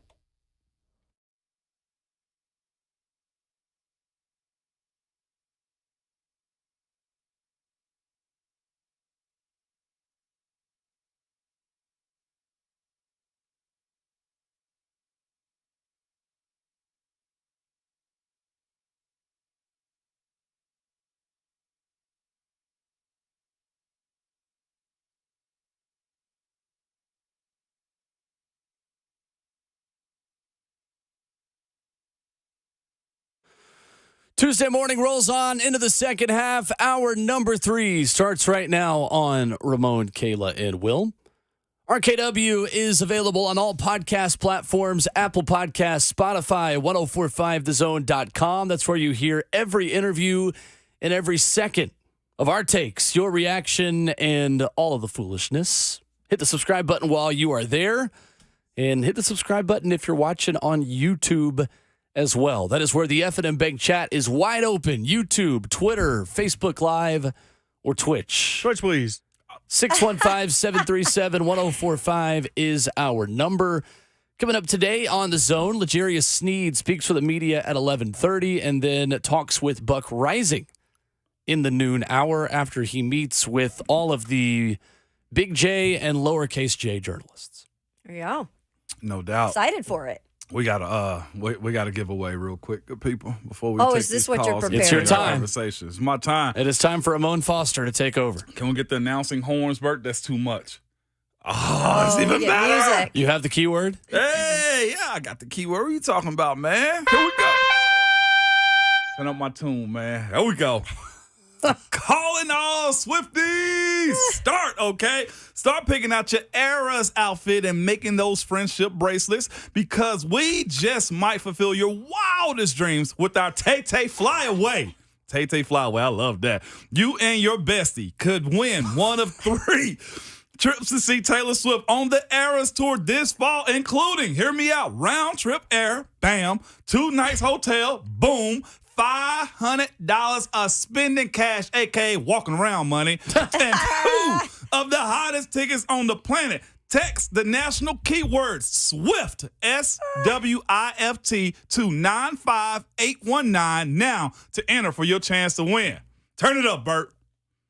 That is keyword SWIFT to 95819 and to Jesse in the F&M Bank chat. Yes, this is real. This is so not just a funny. bit. This is Ramon Foster genuinely telling you how you and your bestie can win one of 3 trips to see Taylor Swift on the Eras Tour this fall. That's great. Love that. Very well done. Very nice. Walk around cash. Talking a lot about Caleb Williams, our poll question at Remote Kayla Will is who will be the best rookie quarterback in the NFL this time next year. Caleb Williams is winning that vote on Twitter, or the artist formerly known as Twitter, 31% to 26% for Drake May, who I actually think might be the worst of these 4. To be honest with you. Maybe not in year 1. I think McCarthy in year 1 is going to have the hardest transition. But as far as their careers, I don't know. Yeah. The UNC thing skews my answer unfairly to Drake May because that's not his fault. But anyway, let's go to the phones. Titan Willie calls from Las Vegas this morning. What's up, Titan Willie? Hey, Hey, good morning, guys. How are we doing? Great. Good. Did you see Mike Vrabel this last weekend at the craps table? Oh, no. You see a lot of people that are walking through. You'll see Taylor Lewan actually a good bit, so that's always fun. But, hey, guys, yeah, on the topic of Caleb Williams, I think he's going to be a bust for one simple thing. The kid doesn't have heart, like leadership heart. If you look at any of the greats, any of the actual on-fire quarterbacks right now in the league, you could say, yeah, hey, in times of adversity, they can lead their team well. I don't think I've seen that from Caleb Williams at USC, right? And I think that's going to translate to the NFL, and sadly, these dudes are going to need a little bit more from their quarterback than just like a TikTok reel. You know what I mean? So I just see it as he does stuff for clicks, kind of, is the way it comes across to just the normal fan. Willie, do you like Will Levis's TikToks? Yeah, so the thing about Will, though, is that I think that's one of his redeeming qualities is that the kid has so much heart. And whether or not you think Will Levis can sling the ball for the Tennessee Titans as great as some of the other dudes that we see around the league, the point is, though, that he's on fire when he steps on the field. Like, that dude has just got so much passion and heart, and you see that translate to everything he does. I'm not seeing that from Caleb Williams. I mean, you look at Josh Allen, you look at you look at Brady, you look at these other big guys. They had a ton of heart, and they go out there and they play like it. Caleb Williams doesn't play like he has a whole lot of heart, and I think that's going to be hard for a team that just got assembled like the Chicago Bears to really rally behind. I mean, Justin Fields, super talented quarterback. How much heart he really had, was able to lead that team well, I don't know. It's a discussion for another day, but I think they're going to kind of be in the same situation. I mean, I don't care how talented Caleb Williams is. The kid doesn't have heart. No one's going to want to serve behind it. Thank you, Willie. We appreciate the call. Bert, you want to take this one? This is one thing that frustrates me just about the conversation about crying and all this other stuff. As a man, we've all been taught, you don't need to cry in front of people, don't need to cry in front of. I'm a crier. I cry in movies. I cry watching Old Yeller. I cry when my friends do great things. And I wouldn't think any of that would take away from my passion or heart. And I think it's conversely so, that it would say that I do have heart, that I do have passion. I don't know how you equate someone crying to not caring, or not, like, crying is because you do care. I cry because I do care. I cry because I have built a bond. And I don't see the correlation to say he's crying, he's weak, he's a bad leader. Crying does not mean that to me. Crying means something completely different for me. Crying means that you have such an attachment to this, you have such an attachment to the people you're playing with, that it affects you physically. You cannot hold it in anymore. And maybe that's just a disconnect I have with athletes, because I don't pretend to be, nor am I a professional athlete. But to me, any situation where I have ever cried in sports, it's because I couldn't control things with my play. I was not good enough. I let someone down. I let my mom down. I let my dad down. I let my teammates down. That's when I cried. I didn't cry because I got hurt, or I got cried because I didn't get my way, or I didn't score a 50-yard touchdown. I cried because I wasn't good enough. I wasn't good enough in that moment. And I just, that frustrates me to have that equal, like, just to broadly say, you are not a passionate person. You do not have heart because you cry. And I think it's blatantly the obvious. Because the same fan base enjoyed Calvin Ridley crying with Mike Keith. The same fan base enjoyed the emotional side of A.J. Brown. The same fan base enjoyed the emotional side of Will Levis. That's what's so crazy about this. The game in question. Not just about the crying. But the game in question in which he cried was to a team that he lost 2 years in a row to in Washington Huskies, right? And here's the issue that I have with the people that are pointing to this specific moment, to where he went to his parents and bawled out because it was an emotional loss for him. The dude had a 77% completion rate in that game. He threw for 211 yards, 3 touchdowns. But you know what happened on the other side? It wasn't enough, because Dylan Johnson ran for 256 yards and 4 touchdowns to get him. Is that a Caleb Williams problem? Or is that his defense problem to me? That's where that excuse has to be thrown out the window to me. We've seen others cry and have emotions. And that, I'd much rather people say I don't like Caleb Williams than to say he's soft or he won't be successful because of his play. Because we're looking at overall stats and numbers and the stuff that he did at school. It's So what are we It's not- drafting? We're drafting him let me for. speak. We're drafting him for his emotions, or we drafting him for his play. We're drafting him for all of it because it's an NFL quarterback going number so one why overall. is he number one then? Because why is he considered the number one they're player? always going to take talent over everything else. Boom. Absolutely. But does that translate at the next level?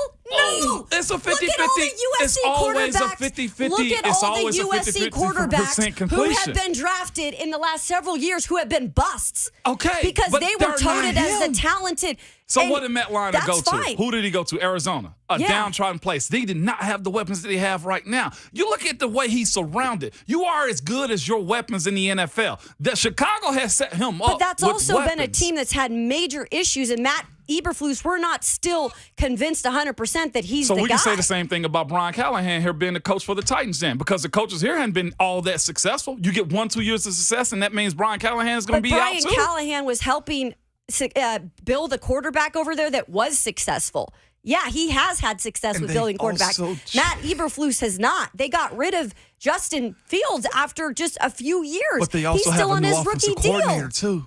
And this Sure. isn't the same GM. But I'm not And talking Matt about the Eberflus Titans. is probably I'm on a talking about tightrope when it Caleb comes Williams. to. I know, but we're talking going to the Bears. When we're discussing draft picks, we're talking about what they can do for a team. We're talking about the talent. Okay, but he still has to have the other things that come along with the talent. You can be as talented as you want, but if you are not set up for success all around you in terms of not just the players around you, but the coaching staff, the organization, and they have failed other people before, including other quarterbacks. Would we say A.J. Brown is successful? Well, yeah. Wait, Probably the most emotional player in the NFL. okay. My point is that emotion doesn't matter It's- if you're making it's- plays. It's not, but he's not the quarterback. A.J. Brown was not the quarterback. It's Caleb the Williams is the playmaker quarterback. Still. But It's the he is playmaker. going to get all the blame when things go wrong. That's what I'm And saying. that's okay. Can he handle that? In certain situations, he's not always proven that he can handle things. And again, mine's not just about crying. That's not what mine's we pick and about. choose who we give passes to, and that's not okay. I have watched him for the last 2 years intensely. And there's a lot of actions I don't like from him, and including just how I just feel like I don't know if he loves football. I really don't. Like that's something that I just have seen, and that's my take. Everybody can have their own take. But I'm not fully convinced he's going to make it at the next level because I don't know if he overall has that capability to get rid of all that emotion, or when he's down on himself and he's going to have everybody coming for him in Chicago because that market is massive. That's what teammates are for. And you know what? Maybe that'll help him at the next level. But I'm not convinced yet until I see it. Coming up next, Austin Price of AllQuest and On3 joins us. We've got 3 different things to discuss with Austin. Danny White's hire for the Lady Vols, Tennessee spring practice, and of course, Vols Purdue next with Austin Price.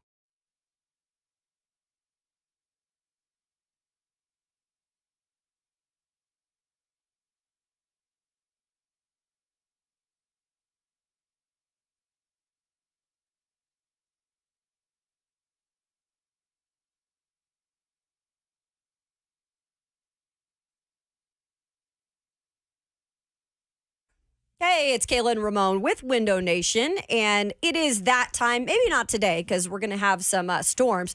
However, this has been a little bit warmer in terms of temperatures here in Tennessee. So why don't you get out, do some spring cleaning, and test your windows. Make sure that they're opening correctly. Are they cracked? Are they leaking? They won't stay open. That probably means you need new windows from Window Nation. Now is the time to call Window Nation. Buy 2 windows, get 2 free, plus 0 down, 0 interest, and 0 payments for 24 months. With spring cleaning too, Kayla, guess what happens? We consider everything. We consider the roof, the floors, the kitchen, the furniture. No, the windows is where you will also save money, especially over time. You will get their return back also. Are your windows cracked? Do they open, and then when you open, do they drop back down? Do you feel them and they're hot or cold depending on the weather? You probably need new windows, as Kayla just told you a second ago. Again, right now, buy 2 windows, get 2 free windows, and pay nothing with no interest for 2 full years. Simply call them at 866-90-NATION or go online to windownation.com.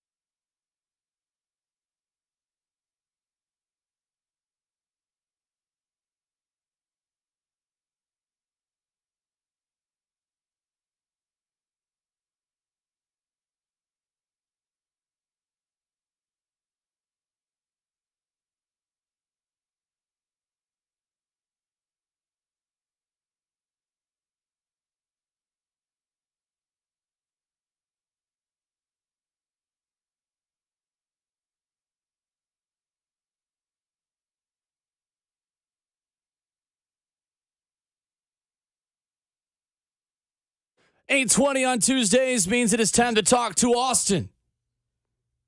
Ramon Foster, Kayla Anderson, Will Bowling with you. Austin Price of VolQuest every Tuesday morning at 8:20. Brent Hubbs every Friday morning at 7:20. Just a little bit to discuss in Knoxville, Tennessee this morning. Austin, how are you? I'm doing great. How are you all doing? Good morning, Austin. Austin, let's start with the news yesterday. Danny White making a change at head coach for the Lady Vols. What can you tell us about what ultimately made this decision for him?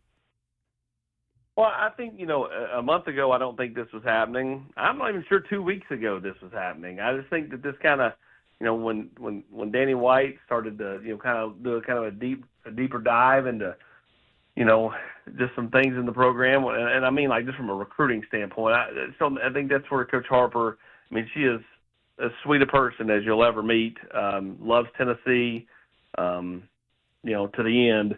But I think, her inability to recruit at the high school level, I think really, hurt her. I just think, when you look at, where this program a year from now was going to be, even if you added a few pieces in the portal, I think it was just going to be in a spot where, they're probably going to be making this change a year from now. And I think, Danny decided to go ahead and make the move now. It's never easy, especially when you like the person. And I think everybody on campus loved Kelly.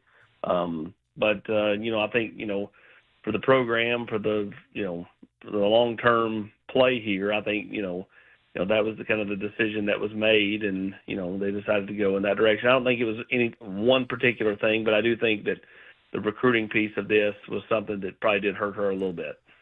VolQuest Austin Price with us. So her buyout dropped from $3.1 million to $2.2 million yesterday. You guys wrote about that, and VolQuest on 3. That's a lot of money to pay, Austin, to have someone not coach for you anymore. Does that imply to you that Danny White will swing as big as he can? And is there someone like a Lindsey Gottlieb at USC who could be legitimately in the picture for this job? Sure.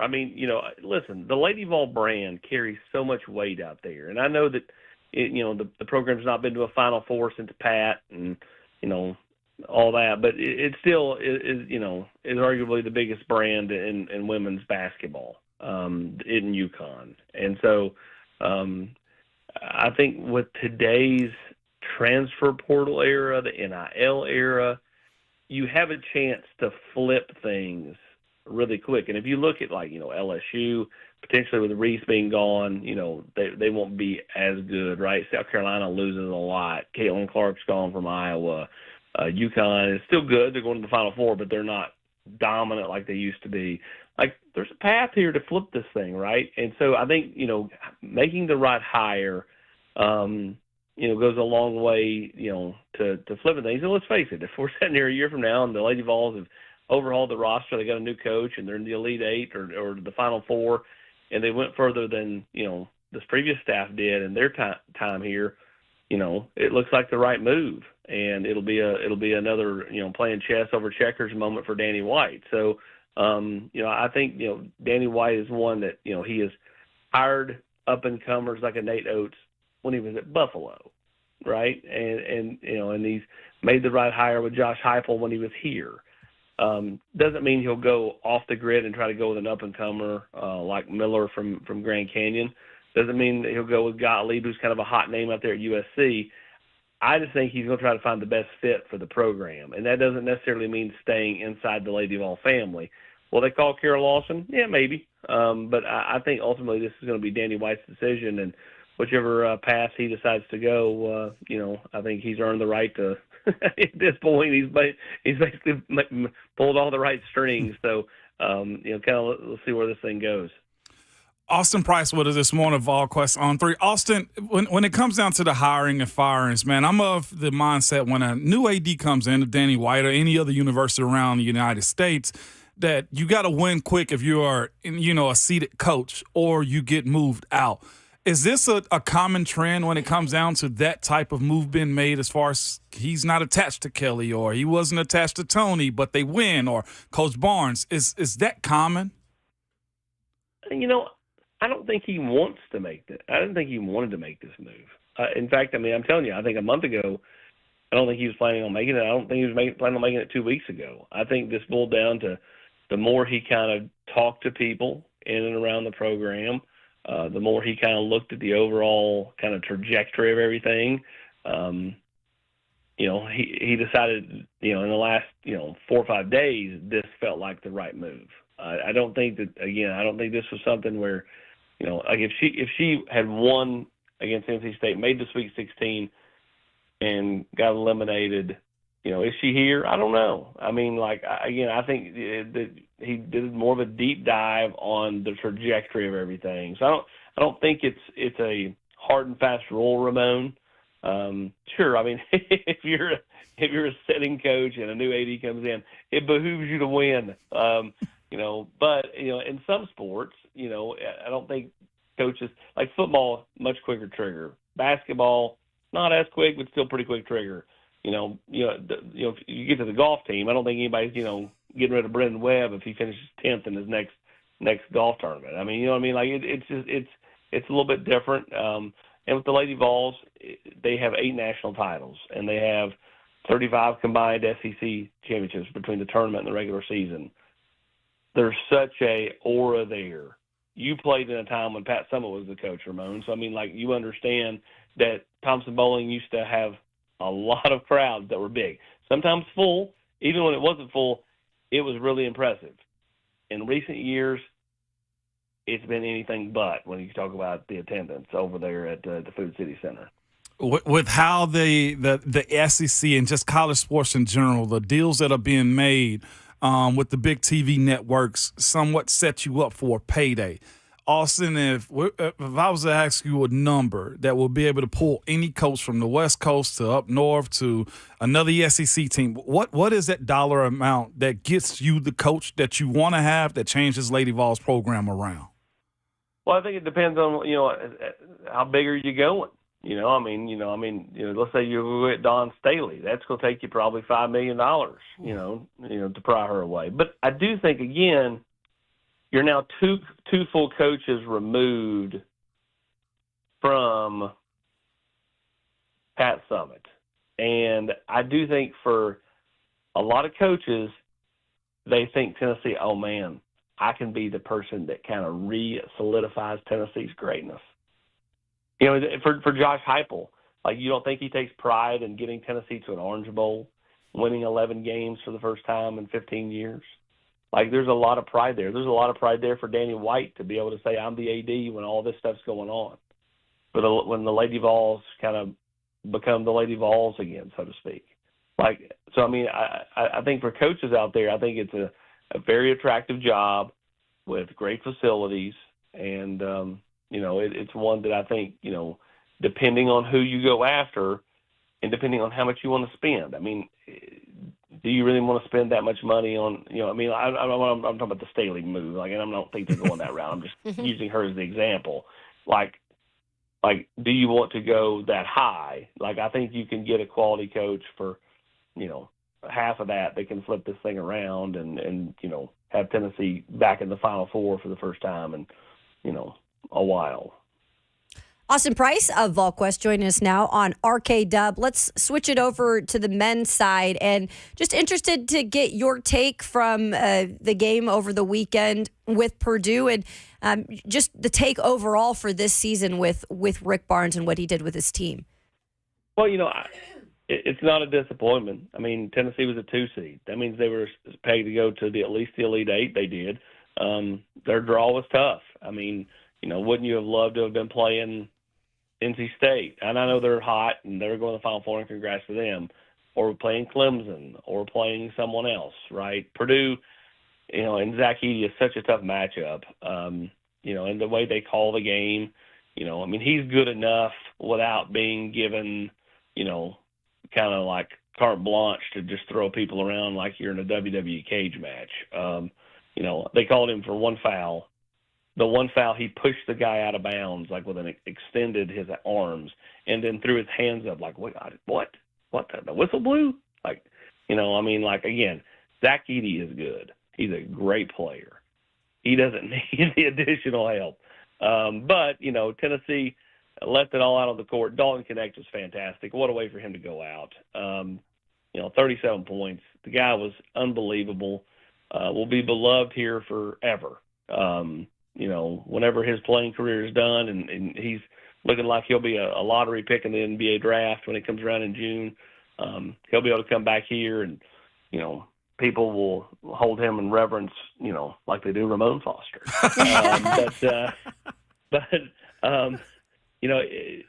A team that, again, I thought, had a lot of special qualities about it. Now the opportunity is there to kind of go rebuild it. You're not going to have Dalton Connect again. The likelihood that you get somebody that can score like him is very slim, but you can go out and get some quality pieces in the portal and kind of see what you can build around Zakai Ziegler and Meshack and Awaka and Adu and some of these guys, again, providing that they're all back. And that was kind of my question in terms of what route do you do and go in and continuing to try to get this program to the next level. Because, okay, now you get to the Elite Eight and you're seeing, and you talked about matchups, and that is very true. And sometimes luck plays into it. Anything that Rick Barnes needs to really get out there, whether it be in the transfer portal or the recruiting part of it, that could be able to take them to the next level? Well, I think you got to have scores that are willing to buy in on the defensive end, because we all know Coach Barnes is going to, he's going to have his defense, the way he likes it. And so, to play for him, you have to play good defense, but you need guys that can put the ball in the hole. That's the one thing you had this year, was you didn't have to draw up everything like you did previous years. You could just kind of, create with Dalton. And again, you're not going to have Dalton. He was a special player. But what you do need is someone who can create enough, and guys on the outside that can knock down open shots. I mean, too many times, Sunday, they just did not knock down wide open shots, and you have to be able to knock those down. You go back to Alabama against Clemson, the whole second half, they buried three after three. Even when Clemson was burying threes, Alabama would answer. And had Purdue made, half of the ones they missed, which were all pretty good looks, that game's not nearly as close. Tennessee hung in there, in part because Purdue, wasn't making outside shots like they made most of the year. And Tennessee, of course, again, outside of Dalton, didn't make a whole lot of outside shots either. So I think it's just about finding your scoring piece into next year, because what Z is going to give you, what Meshack's going to give you, what Awaka is going to give you. Jordan Gainey was, had some really nice hustle plays the last 2 or 3 weeks of the season. You've got to find people that can put it in the hole. Austin Price of AllQuested on 3 at Austin Priceless, where you find him on Twitter. Switching to the football front, Austin, I've heard a lot about Mike Matthews, Boo Carter, Jacoby Thomas, some of the newcomers that have impressed in spring ball. If there's one newcomer you think has made the biggest impact so far, who would that be? I think you have to go Lance Hurd. I just think when you put him on the left side, move John Campbell to the right, I just think it just solidifies the edge, and it protects Nico. For me, it's him. I love what Jermod McCoy brings. I think Jacoby Thomas has been a really nice addition on the defensive side. Jackson Moy, defensive line. But Moy, they didn't really have to have. They were so deep on the defensive line. Now, again, it's nice to have him, and he's gonna be a nice player for Tennessee, but he was a necessity. Hurd was a necessity. Getting more athletic at receiver, whether it be with Brazel, Mike Matthews, Braylon Staley, that was a necessity. And I think those are things how you flip the offense back to looking more. I'm not saying they're going to be 22 with all the points, but I think they look more like 22 than 23 with more athleticism and, again, Lance Hurd at left tackle. Austin, is there one position where you feel like Tennessee will be most open to taking another player? I look specifically at running back with the Cam Seldon injury for the rest of spring. Is that the most likely spot where Tennessee, when the portal opens back up, might do a little shopping? Maybe. I've got to kind of see where, Tennessee's got to decide where they are coming out of spring. Where do they feel like they are? Do they go after a left guard? Do they go after a running back with Cam Seldon's injury? They have to make that decision. The problem is 2 weeks from now when spring wraps, you're not going to know, Cam's ahead of schedule. You don't know that. It's too soon. And so, like, I think that there's the potential there to go and look to add a piece or two, just like I think there's the potential for Tennessee to lose a piece or two, just because I think some kids will move around after spring. I don't think Tennessee's losing anybody that matters, but, you could have a scholarship or two open up, and, again, we'll see. I think it all depends on what Josh Heupel and them want to do. I don't think they want to bring in a body just to bring in a body. Like when Jeremy Pruitt was here and he was forced to bring in Madre London that first year because there was not much running back depth. Like I don't think Coach Heupel wants to do that. But if he can bring in somebody that's going to help and is going to play, I think that's possible. The other thing is you also don't want to stunt Cam Seldon's growth by bringing in someone who's got some experience, is good enough to play, that, isn't just like some, fire starter. So, I guess I think it just depends on kind of where they feel like they are and, where they are with like Deshaun Bishop and, several of these running backs like Khalifa Keith. Obviously, you don't know what you have in Peyton Lewis because he's out for spring. Austin, I'm still just shook. I think Ramon was too. Looked at me. The Madre London drop. There are a lot of names in the Jeremy Pruitt era that I think maybe respectfully to Madre, might be a great guy. Just repress the memory of. That is a name I've not thought of in a very, very, very long time. Well, I mean, Madre London, Keller Chris, that first year group of grad transfers, Hey, Austin. Also, if you get a ticket to the national championship game of Final Four, if you see Zach Edey, please tell him keep Rick Barnes' name out of his mouth. That's just from me. I thought, for a kid that scored 40 points, and obviously is a tremendous college basketball player, I thought his F-bomb drop after the game was a bit much. Yeah. At the end of the day, you got kids watching. And I don't care. Like you do you, right? I mean, we all have our moments, but to double down and say that stuff about Rick Barnes in the post game, man, quit trying to act like people doubt you. Right. Like, people doubted you maybe when you were 15. Quit trying. You can't keep playing that card. You get the benefit of the doubt with every call. They call you differently than they do everybody else. Be the great player you are. And quit looking so. I just thought it was small time.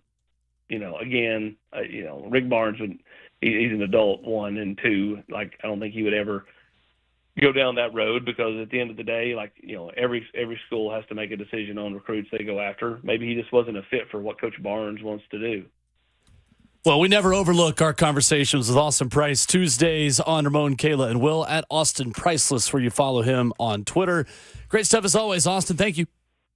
Appreciate you guys. Thank you. Thanks, Austin. Yes, sir. There's Austin Price with us here this morning. We'll react to some of that. Look around headlines where L'Jarius Sneed talks today. What do we want to hear from him? Let's talk about that next.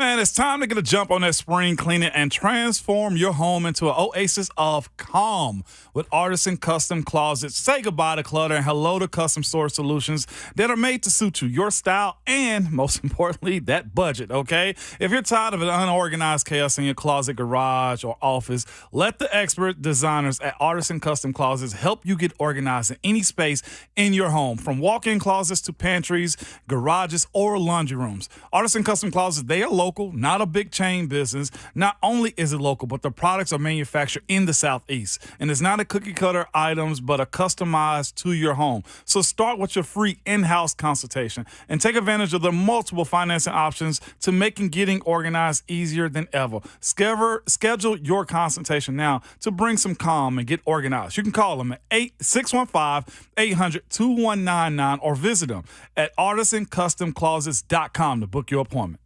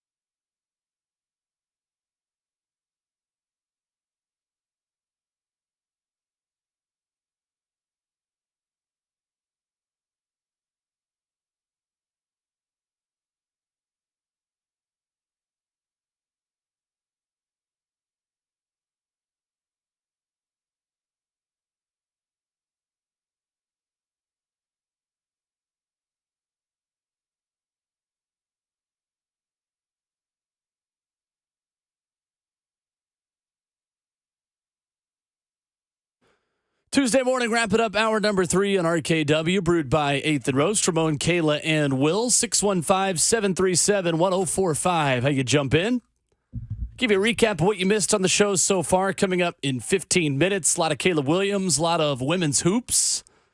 And what a show it was last night between Iowa and LSU. We'll give you more reaction to that coming up at 9 o'clock. 615-737-1045. What do you want to hear from L'Jarius Sneed today? Meet with the media at 11:30. I honestly don't know what I want to hear from him, other than the fact that he gonna ball, have the ability to shut down the side of the field and help this younger group grow behind him. Like we know who he is and what he's capable of doing. My thing is, okay, we understand you needed to get out of Kansas City.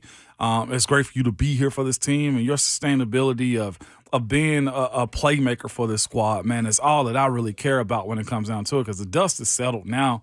You'll be here transforming this defense secondary around. Like that's what I want to hear. Yeah, because that's a big part of it. I mean, he's brought here not only to advance the skill level, but he's here to advance the leadership back there as well, because that's been lacking just with there's not been a lot of experience. I'm curious to, really get the thoughts of him coming to a team that's kind of rebooting. You're going from a championship level team. You've won 2 Super Bowls there. You have a chance. You had a chance to maybe win another one, and it didn't. The plan didn't go as according to plan. But you know what? He got a bag, and he's coming to a team that looks to be headed in the right direction at least. Like, what is it going to be like? Do you feel like joining a team that you're kind of in the midst of a rebuild? And what can you do to kind of help advance this defense moving forward into this season with the pieces you have and a new head coach and a new defensive coordinator? I'm interested to get his thoughts on Denard Wilson, if he's done any research on him and kind of seen where he comes from and what he's helped kind of in terms of developing players in different places. So, man, I've got tons of questions for him. I'm interested just to see how he is with the media, because I've heard nothing but really good things. I don't think we get an answer to this, but I am genuinely curious what the holding point on the contract was and how did you get past that? So, was it something that Rand Carthon said to you? Did you talk to the coaching staff? Did you talk to players? Did they move off the money that they weren't previously going to spend on you? What was it that made you agree to the contract? Because that was the holdup, right? This trade would have been done a couple weeks ago if they could have agreed on the contract. So I wonder if there was a little movement on either the money side or if they made him feel more comfortable coming to Nashville. Right. For me, it's all about the knee. How's your knee doing? How do you stay healthy during the season? What was the maintenance plan in Kansas City? What have you spoken about with Rand Carthon and Brian Callahan about staying healthy over the season? That's still, it's not a red flag, but the knee, anytime you have a player moving from a contender to anywhere else, you've got to do a little bit of digging. And I understand that the Titans did, and the Titans would not have made this trade if they didn't believe from their own people that this can be managed. This can be not a problem. He was on a lot of injury reports last season. L'Jarius Sneed was, as a full participant, mind you, or a limited participant, and he played in every game except for the last one when Kansas City sat a lot of starters. But for me, it's what have you spoken about with the Titans staff about the plan to stay healthy? That's all I care about today. I would throw also in there, too. Do you understand that this isn't Kansas City? Mm-hmm. Just you're on the AFC side, and I know he knows this, but I mean they had a good squad over there. That's the reason they won championships, offensively and defensively.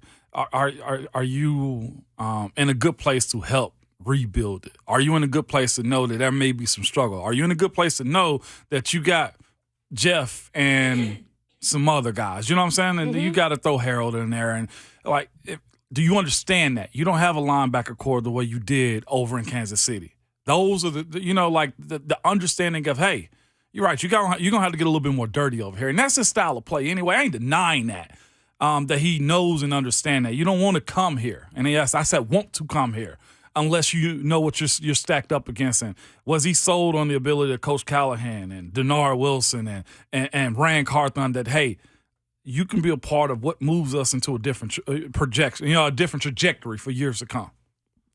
Television ratings from the weekend. Most viewed sports broadcast, NC State and Duke on CBS, 15.1 million viewers. No surprise there. Anytime Duke plays, you're either going to love them or you're going to hate watch them. Tennessee-Purdue, the second most watched game over the weekend, 10.4 million. No surprise there either. Primetime slot, Sunday afternoon is always going to be the biggest. But Colorado-Iowa, number 3 on ABC, 6.9 million. Okay. That's a big number. For NCAA women's basketball that had the third largest, according to this tweet that I'm seeing over the weekend. Man, shout out to the ladies, man. That's big. Mm-hmm. Big time. So anyway, both NCAA men's and women's viewership up from last year in the Sweet 16. That's good. 615-737-1045 is our number. Coming up, hour number 4, Ron Slay at 9:20. We'll recap what you've missed so far and talk a little bit of LSU Iowa next.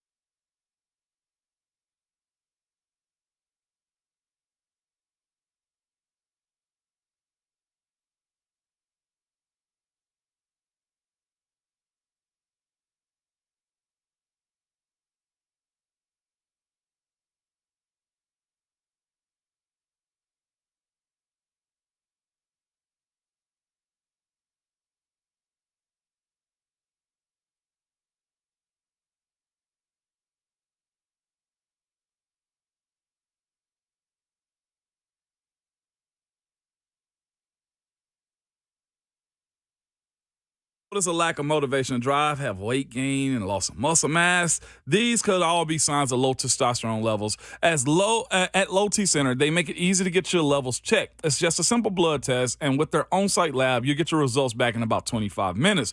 Low T Center is not your typical doctor's office. It's a concierge medicine for men. The physicians specialize in treating low testosterone with customized treatments for each patient. Most health insurance is accepted for the treatment also, and they have affordable and convenient treatments options, including physicians monitored self-inject treatments for established patients that ship directly to your home each month. So there's no need to drive into the center for weekly visits. Right now at Low T Center, it's only $25 to get your T levels tested, with your results back in about 25 minutes. So make your health and quality of life a priority. Go to lowtcenter.com to book your appointment online today. That's lowtcenter.com. Low T Center, reinventing men's healthcare.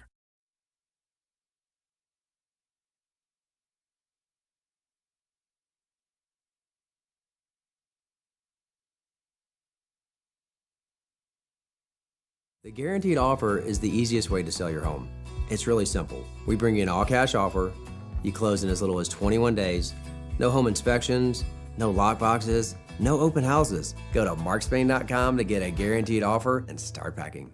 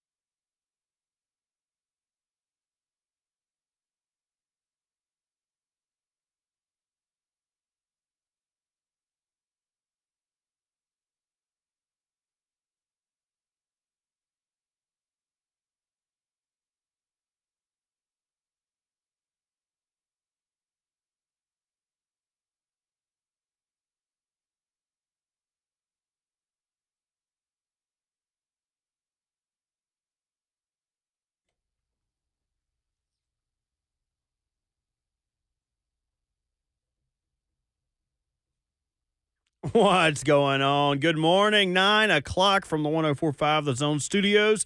I'm Robert Walsh. In a game that lived up to the hype, a rematch of the 2023 Women's NCAA Tournament Championship game, only one star could move on to the Final Four, and that was the biggest star in college basketball this season, Caitlin Clark. For the second year in a row, Clark had a legendary Elite Eight performance, leading her number one seeded Iowa Hawkeyes to a 94-87 victory over the defending national champion LSU. Clark had 41 points, 12 assists, 7 rebounds, breaking even more records and what had already been a record-shattering senior season. Trade is now official. The Titans get cornerback L'Jarius Sneed from the Chiefs for a 2025 third-round pick and a seventh-round swap in this year's draft. Sneed will speak to the media today at 11:30. Following that, he will appear on the Buck Rising Show in the noon hour. You're not going to want to miss that. And last night in NFL free agency news, the Chiefs adding to their room, and the quarterback room, that is, with Carson Wentz, who spent last year backing up Matthew Stafford with the Rams. Also been reported today by Adam Schefter that J.K. Dobbins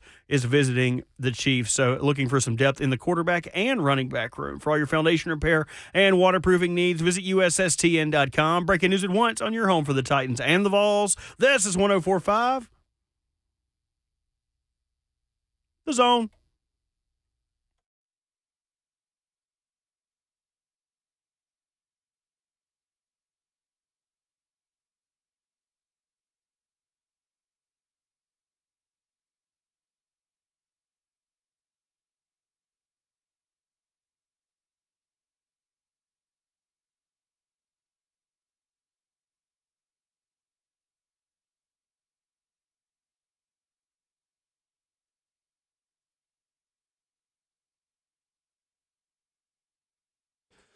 Fourth and final hour of the show, 9 a.m. on a cloudy, ominous morning in Nashville, Tennessee. We welcome you to a hot and fresh hour of RKW, brewed up by 8th and Roast. Ramon, Kayla, and Will is 6 to 10 here live and wherever you download podcasts immediately when the show concludes. Apple Podcasts, Spotify, 1045thezone.com. Hit the subscribe button while you are there and never miss a minute. I'm Ramon Foster, Kayla Anderson, Robert Walsh, our producer. I'm Will Bowling.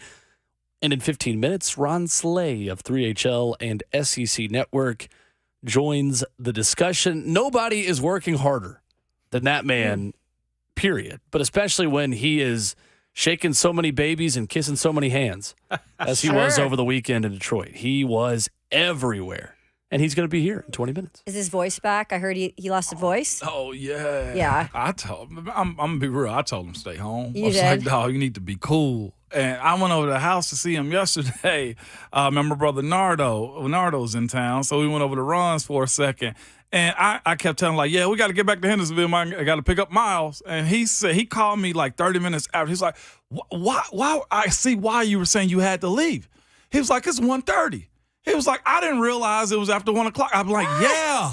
Well, it's like a 40-minute drive back to Hendersonville. We got to go pick up the kid from school. He was just like, I lost track of time. I was like, well, that's what happens when you're having big fun in the D. Exactly. Man. So it's Motown. Also super fascinating to pause that. It's also super fascinating to his relationship with Dondi Plowman is hilarious. Man, Dondi posted pictures with Slay like 10 times over the weekend where I would get on social media and I would see a picture of Slay and Dondi and I didn't know which of them posted it. And then it was almost always Dondi. Like, I love having my VFL friend Ron Slay here with me in Detroit. Me and Josh Dobbs and Tony White and Trey Smith and Ron Slay. That is a motley crew right there. Ambassador for the school. I'm telling you, man, it's so cool. But that also, gives light to the changes that they want to make and what it means to that group. This group is fresh.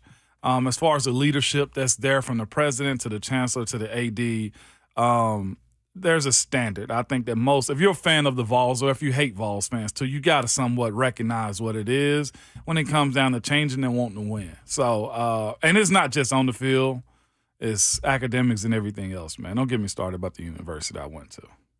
A lot better shape than it was when even I was there. Yeah.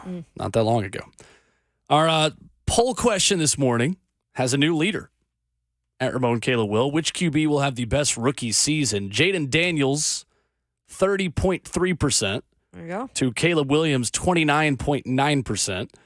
Drake May at 25%, and J.J. McCarthy at 14.5%.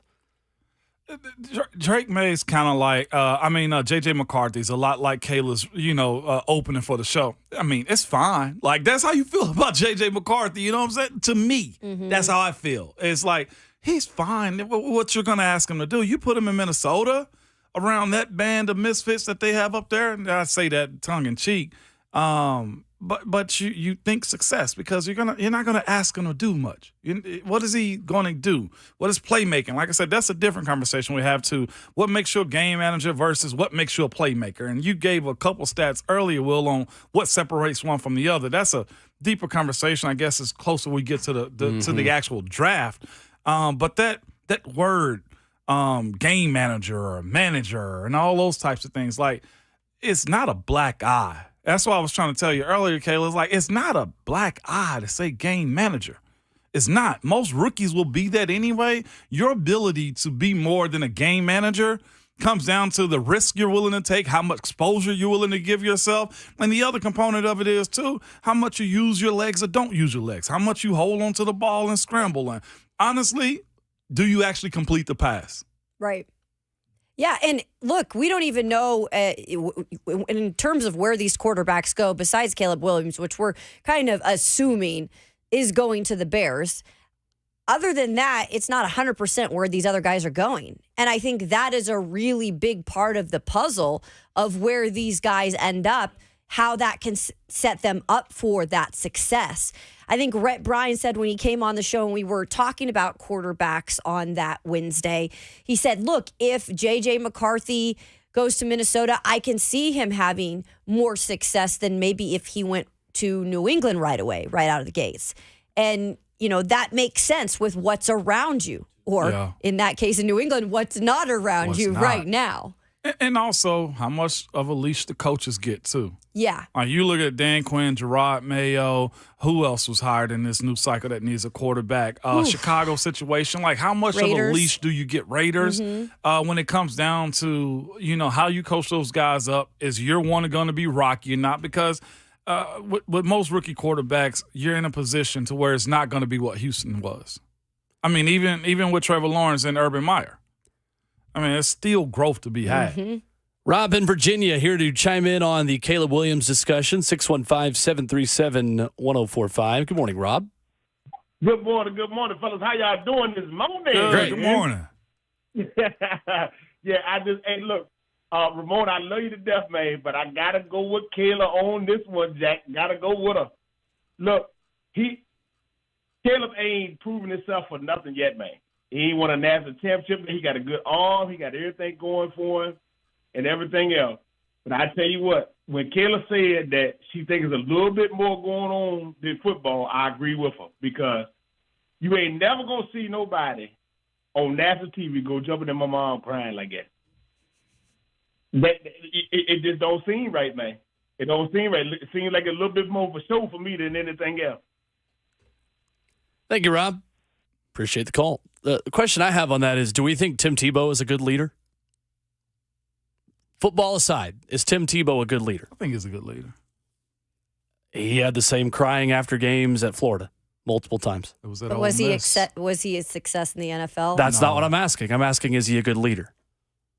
Because those are two different things, right? If the point is that he's not a good leader because he's over emotional after games and crying, I don't think that's fair.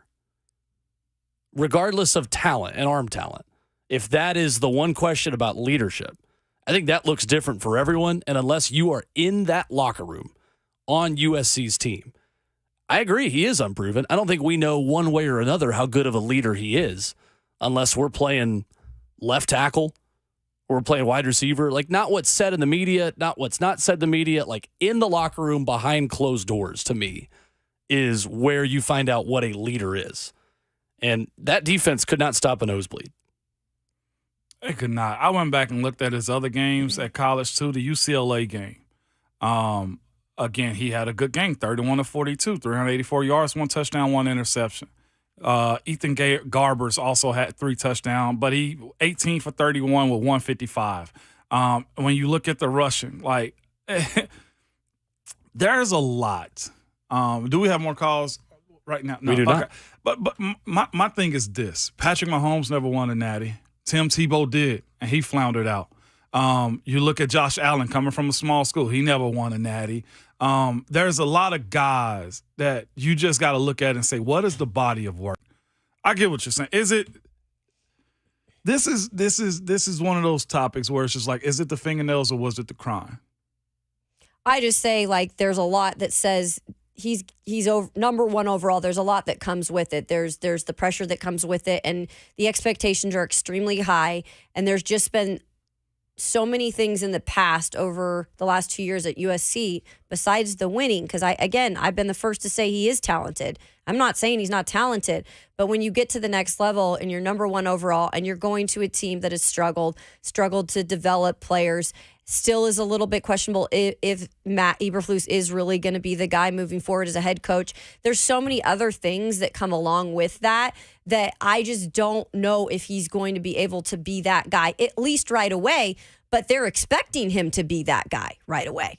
And he should be, just like almost every first rounder. So when it comes down to Traylon Burks killing hogs and honey, did that make him a better football player? No. Like, I think there's a lot of judgment around Caleb Williams by how he looks, how he acts. And you got to also think, he's in L.A. with a different crowd and a different mindset, just like most USC other players that have come out of there. They're just different in L.A. They are. And there's a different spotlight on dudes like him. I just look at his situation and say, why is he considered number one overall, but there's high question marks around his actions at time? Like when Tebow took a knee, it was different, right? Everybody rejoiced in that. But in situations where you have other guys that have cried, and Tebow has cried time and time again, right? And you say to yourself, well, it was celebrated. We've seen other players have. Brady has cried. Jordan has cried. Kobe has cried. LeBron has cried. Like, and when it comes down to those types of things, it happens. We've seen Duke players ball on the court. We saw the other day players in their college careers, and they cried. They did. I think Duke has a number one overall prospect right now that paints his fingernails. We're talking about everything but his actual game to me. And that's one thing when it comes down to me saying I do or do not like a person. Just like I said, I wasn't high on Talifuaga. One, I wasn't high on him because of the teams I was judging the guy off of. I'm looking at either whether a team like the Titans take him or a team like Pittsburgh take him. Neither team needs a left tackle, needs a right tackle. They need left tackle. So I wouldn't want Talifuaga here. I think it's a good prospect, but it doesn't mean I dislike him because he's not coming here. I don't like him because he's not a player that's going to be draftable here to play left tackle. This team needs a left tackle, not a right tackle. There's a difference in what you're saying about one versus the other. And when it comes to Caleb Williams, the people that I've talked to and had conversations around him have stamped other really good quarterbacks that are coming into the league and have said since his freshman year in high school that Caleb Williams is the next best guy coming up. And as it stands right now, from what he's done in college at Oklahoma in a small sample size to what he also has done at USC, his numbers align up with what he's capable of doing at the next level. And if I am in the front office, I judge a player off of what plays they can make for me, not off of his antics, because players come with antics at all times. Coming up next, Ron Slay of 3HL and SEC Network joins the conversation. We'll talk Tennessee men's hoops, women's hoops, and of course can get his angle on this conversation as well. With the busiest man in showbiz, Ron Slay next.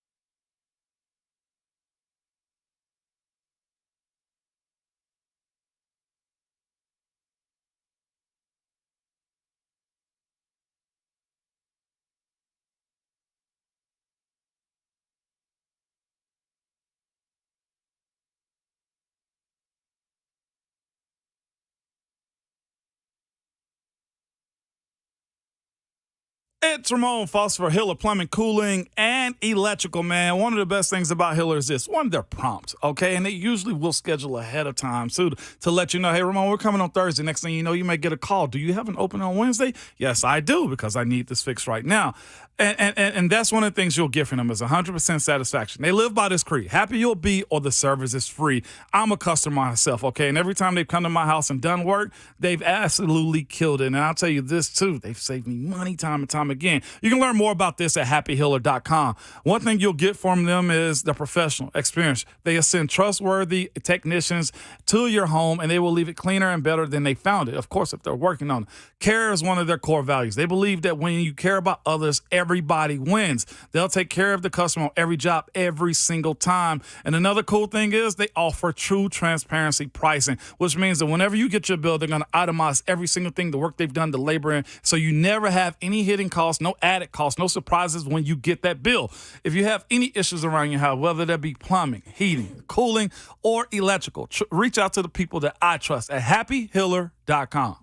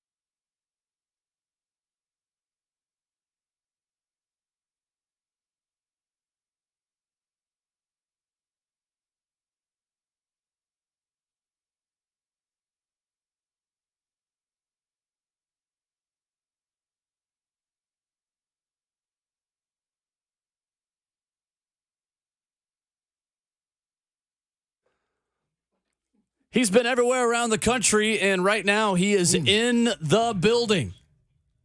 RKW, Ramon, Kayla, and Will is brewed by 8th and Roast. Ramon Foster, Kayla Anderson, Will Bowling, joined by 3HL, SEC Network, and Dondi Plowman's best friend, Ron Slay. Crazy. Hey, before we get started, my client, he's having a very stressful morning. He hasn't had all his opportunity to get the nourishment necessary in his body. As we like to so aptly name him the most hardworking man in entertainment, he can only do that if he works hard. So therefore, he needs his nutrition. But I'm going to take this opportunity to say, Slay, we're boys, right? You know me and you go way back like Cadillac seats. But oh my gosh, I have to let you know that I heard there was an issue in the studio yesterday. That there was a bug bothering you, and when I find out something's bothering my dude, I go and get it. So I want you to know I called him back here. Oh. I called him. Oh my god. And he ain't gonna bother you no more, Slay. I got that cricket. Oh boy. Robert Walsh. Hey, man. Jaw just dropped. With the April Fool's joke of the year yesterday. Dog. Hey. I ain't gonna let that cricket bother you. I'm gonna drown him. I'm gonna choke him. I got Jiminy right here. Jiminy, what you got to say for yourself? Classic cricket, man. You got him trained. Classic cricket. How long did it take you to train him? All you got to do is talk nice to him. Like, if you let him know, like, hey, buddy, I'm going to come down on that ass, or that cricket ass, if you don't listen to me. And hey, man. They'll perk up just like that. Hey, dog. I said all day long yesterday, like, this is no way possible. This has to be like somebody's phone or something else. Like, in the timing of it. Like, did you have it on the timer or something, dog? Yes, he did. So when I ordered it, it said that you got one, and it goes off every 3 to 20 minutes. But it sent me 3, so I hid 3 in there. So they were going off. So funny. It was like really 3 times every 3 to 20 minutes, which is ridiculous. Hey, man, why didn't I expect something stupid like that from my dog Bert, man? So y'all just really didn't know? No. That we is were crazy. searching. Babs climbed up on the... No, she climbed up and started looking all over. She said, it sounds like it's in the ceiling. I said, hey, man, dog, we was looking everywhere. Hey, man, dude, something's wrong with you, man. Oh, my Something wrong with you, gosh. Bert. Hey, you should have saw Bert trying to climb up on this table to put it up top. Dog, Ramon had to boost me up. It was like we was in the powder puff. Ramon had to get underneath me and be my back spot. Wow. There was one behind the fridge. There was one right behind me on the pad up here. I was looking everywhere, man. And there was one. I thought it was in my little box of chips over there. No. There was one in the ceiling on one of these slabs of wood that makes a guitar on the ceiling. Hey, Bert, you hell, Bert. You are hell. You are here. I kept listening to everybody's show. No. Was everybody kind of reacting? Everyone was upset about it. Hey, man. Buck started his show with it and then just left it alone. Oh my god! Because he just didn't care enough. Ours would come when it would get silent. It'll be like, really? No, did y'all hear that? I'm thinking that somebody's phone keep going. I'm like, come on, y'all, turn the phone off. What we doing? Most April Fool's jokes now are kind of played out and not funny. This was a good one from Robert Walsh. I'm proud of you, the most interesting producer in the world. I'm proud of you. And it wasn't DJ too Bert. much. I heard Mickey kept saying to Bananas yesterday, he was like, are y'all hearing that? Can you hear it over the air? You can hear it over the air. It's been pretty humid outside. Maybe they just came in, you know? There's a family over here. Wow. Hey, that it was is a good. cicada year. I don't know. Yeah. They on their way. They on their way. I experienced them in Ohio about 3-4 years ago. They serious. They different. Wow. Anyway, good job, Bert. Slay, how are you? I'm good, man. You know what I mean? Trying to get myself back together. You know what I mean? I will say, man, the Detroit experience was one. And you know what I mean? It was a one of one. I had a great time. In the game, out the game. Not a lot of rest, not a lot of eating. Whole lot of drinking. Whole lot of drinking. Whole lot of screaming. Whole lot of high-fiving. Whole lot of picture taking. Whole lot of hugging. Like this was a real good experience, man. Like a reunion. Yeah, it was, man. Yeah. It was pretty dope to experience that side from the fan aspect of it, be able to travel and do all the tailgating. Like I've done it in Knoxville, did it at LSU, but this was different. Like at a neutral spot, it was pretty dope, man. The love was Oh, excuse me. I know. I was just getting that over the weekend. A little bit of digestion.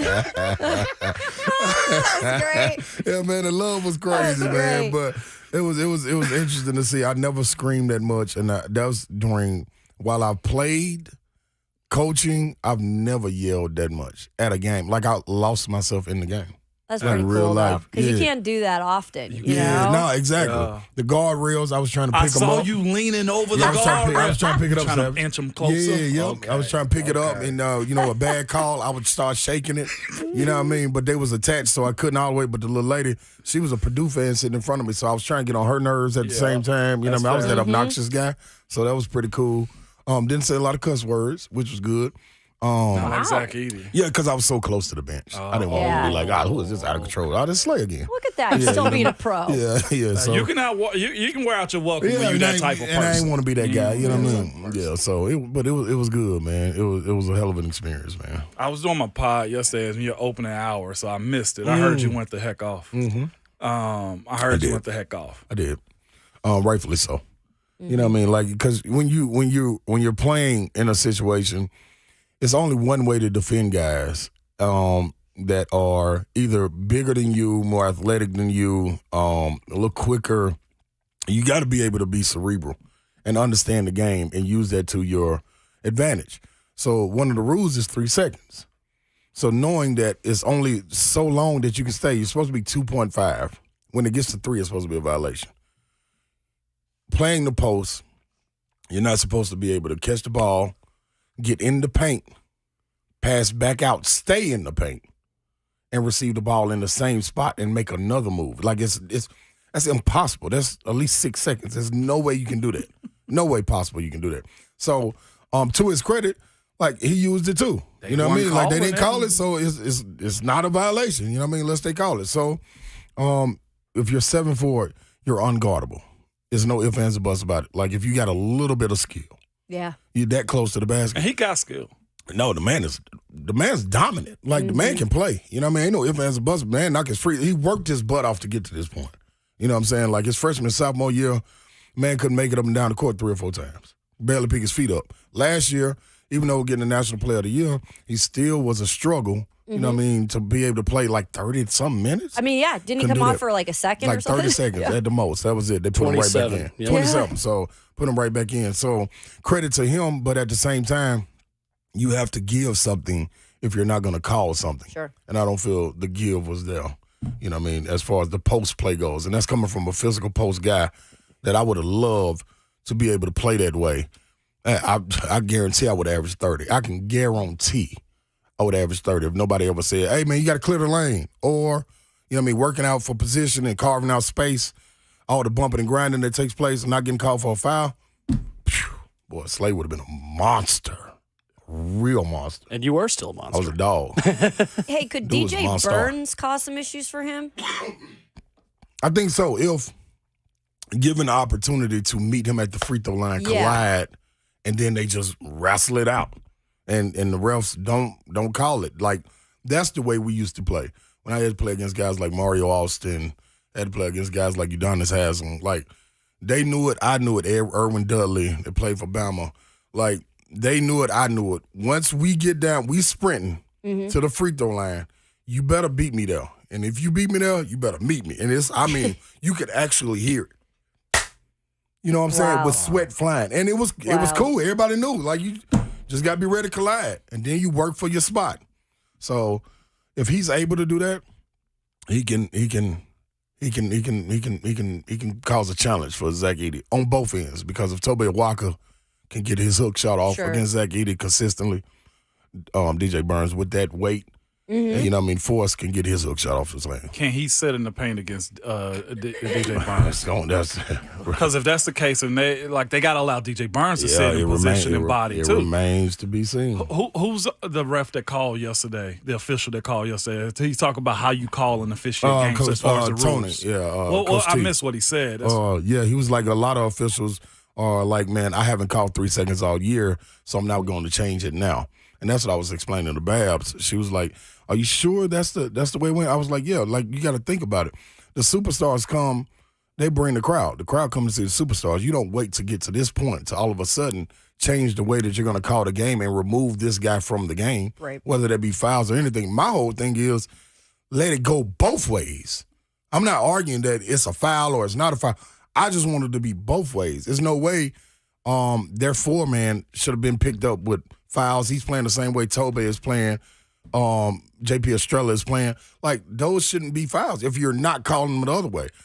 Let them. If it ain't no blood, let's play. Yep. And that's the way it seemed it was going. So that's the funny thing about the way Zach Edey is officiated. And it feels like it's Shaq-esque, the way that referees just don't know what to do with him. Because he's probably getting fouled more than what they are calling, but he is without a doubt fouling other people more than what they are calling. That's my only thing. That's the biggest problem. That's the only thing. Yeah. Like, to be able to go and play 39 minutes without creating a foul on your offensive end while you're jockeying for position is it doesn't happen, man. You're getting my blood boiling again. I'm telling you, I played this role. I know what it takes. Like, I came up with the boom boom room for a purpose. Right. Like, you cannot play that way. It's impossible. Not if the other force is coming back with you. You know what I'm saying? Then you have to be looking like, okay, why are they flopping?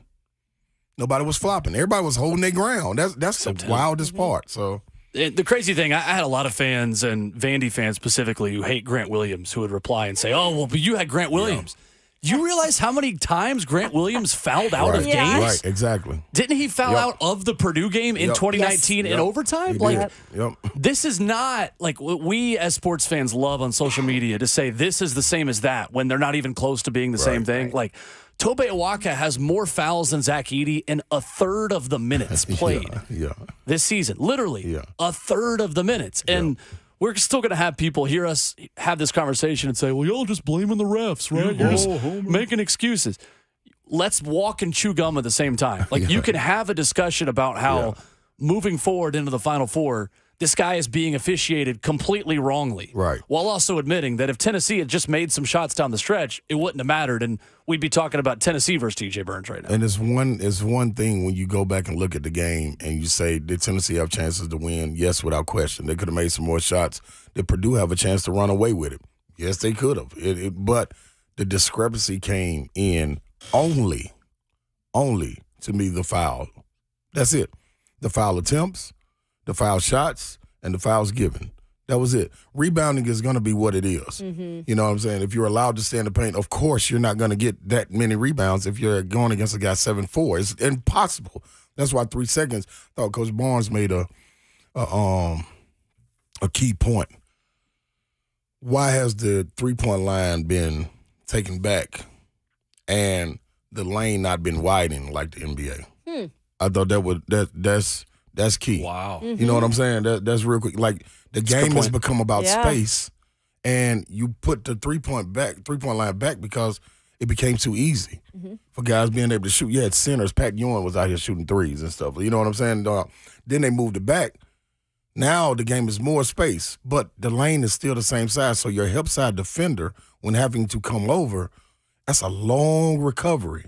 You know what I'm saying? To get over there to the opposite block, be ready for a guy to spin baseline. If he doesn't, this is why DJ Burns is so effective. When DJ Burns is on the block, the pass that's always open is the weak side corner. And it's always a skip because that closeout is so long. So as a defender, you're caught in limbo. You know what I mean? Do I close out and the pump fake get me? I bite on that. Does he drive past me? Do I not late contest on the shot? Which would be a problem when you get to this level. So I think that's something that needs to be looked at. You know what I mean? Like, if you're going to do that and keep adapting to the way the NBA is playing, you got to automatically adapt that way in the lane as well. So guys are jumping higher, bigger, stronger, all of that. You got to even it out somehow. That's a great way to explain it. And I've not thought of it that way. And I was going to ask you about how the point of emphasis on blocks versus charges helped Zach Edey. Yeah. Because from one year to the next, you go from losing to a 16 seed where guys can just plant their feet and take a charge deep in the paint. Yeah. They're unable to do that now. We saw Josiah Jordan James try to do it once. Yeah. And credit to Zach Edey, his touch around the rim has gotten so much better too for a big guy like that, he's an 18-wheeler stopping on a dime. Yeah. Where even last year, he probably wouldn't have committed as many offensive fouls playing the way he did this year. Absolutely. That was supposed to be the emphasis put on it, and it played in part to it. I don't understand how when you got to play to the rules. So I thought Tobey did a great job of working him and making him catch the ball far off the block. When you're big, you're taught to, when you're defending, put the arm bar there. Yeah. On the first bump, you got to absorb that one. You have to. If you don't absorb it, you fall down, that's going to be a charge. I mean, a block all day long. The second one, if you fall down, it's supposed to be a charge if he dislodges you from your ground, because the first bump, you absorb, you take a little hop back. Now you've solidified your ground. This is your position. If he comes into my space and hits me in the chest again, if I fall, it's supposed to be a charge. If that were to happen in the game, then everybody would be saying, oh, they're flopping. You know what I'm saying? So it's the gift and the curse with a guy like that, man. He's hard to officiate. You don't have often times where you have to go back and say, all right, we got another 7-3 guy this time. Let's practice with this one. You know what I'm saying? This is a once in a blue moon that you're going to play this when you're outside of the conference. So, tough job, man.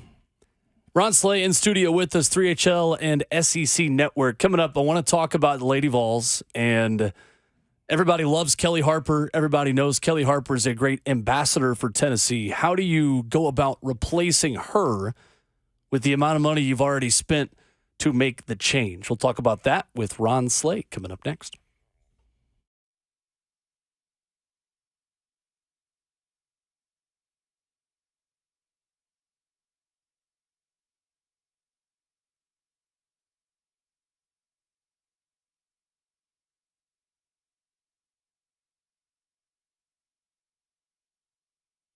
It's the last Preds home game of the season, a fan appreciation night on Saturday, April 13th. See the Preds take on the Columbus Blue Jackets at 7 p.m. at Bridgestone Arena. Big Saturday night in Smashville as the Preds continue a hot streak in their march to the playoffs. Get tickets for the game at NashvillePredators.com/tickets. The Preds are pushing to the playoffs, and the best way to score the most savings and access to Stanley Cup playoff tickets is by becoming a season ticket member. Duh. Lock in your tickets now at NashvillePredators.com/season tickets.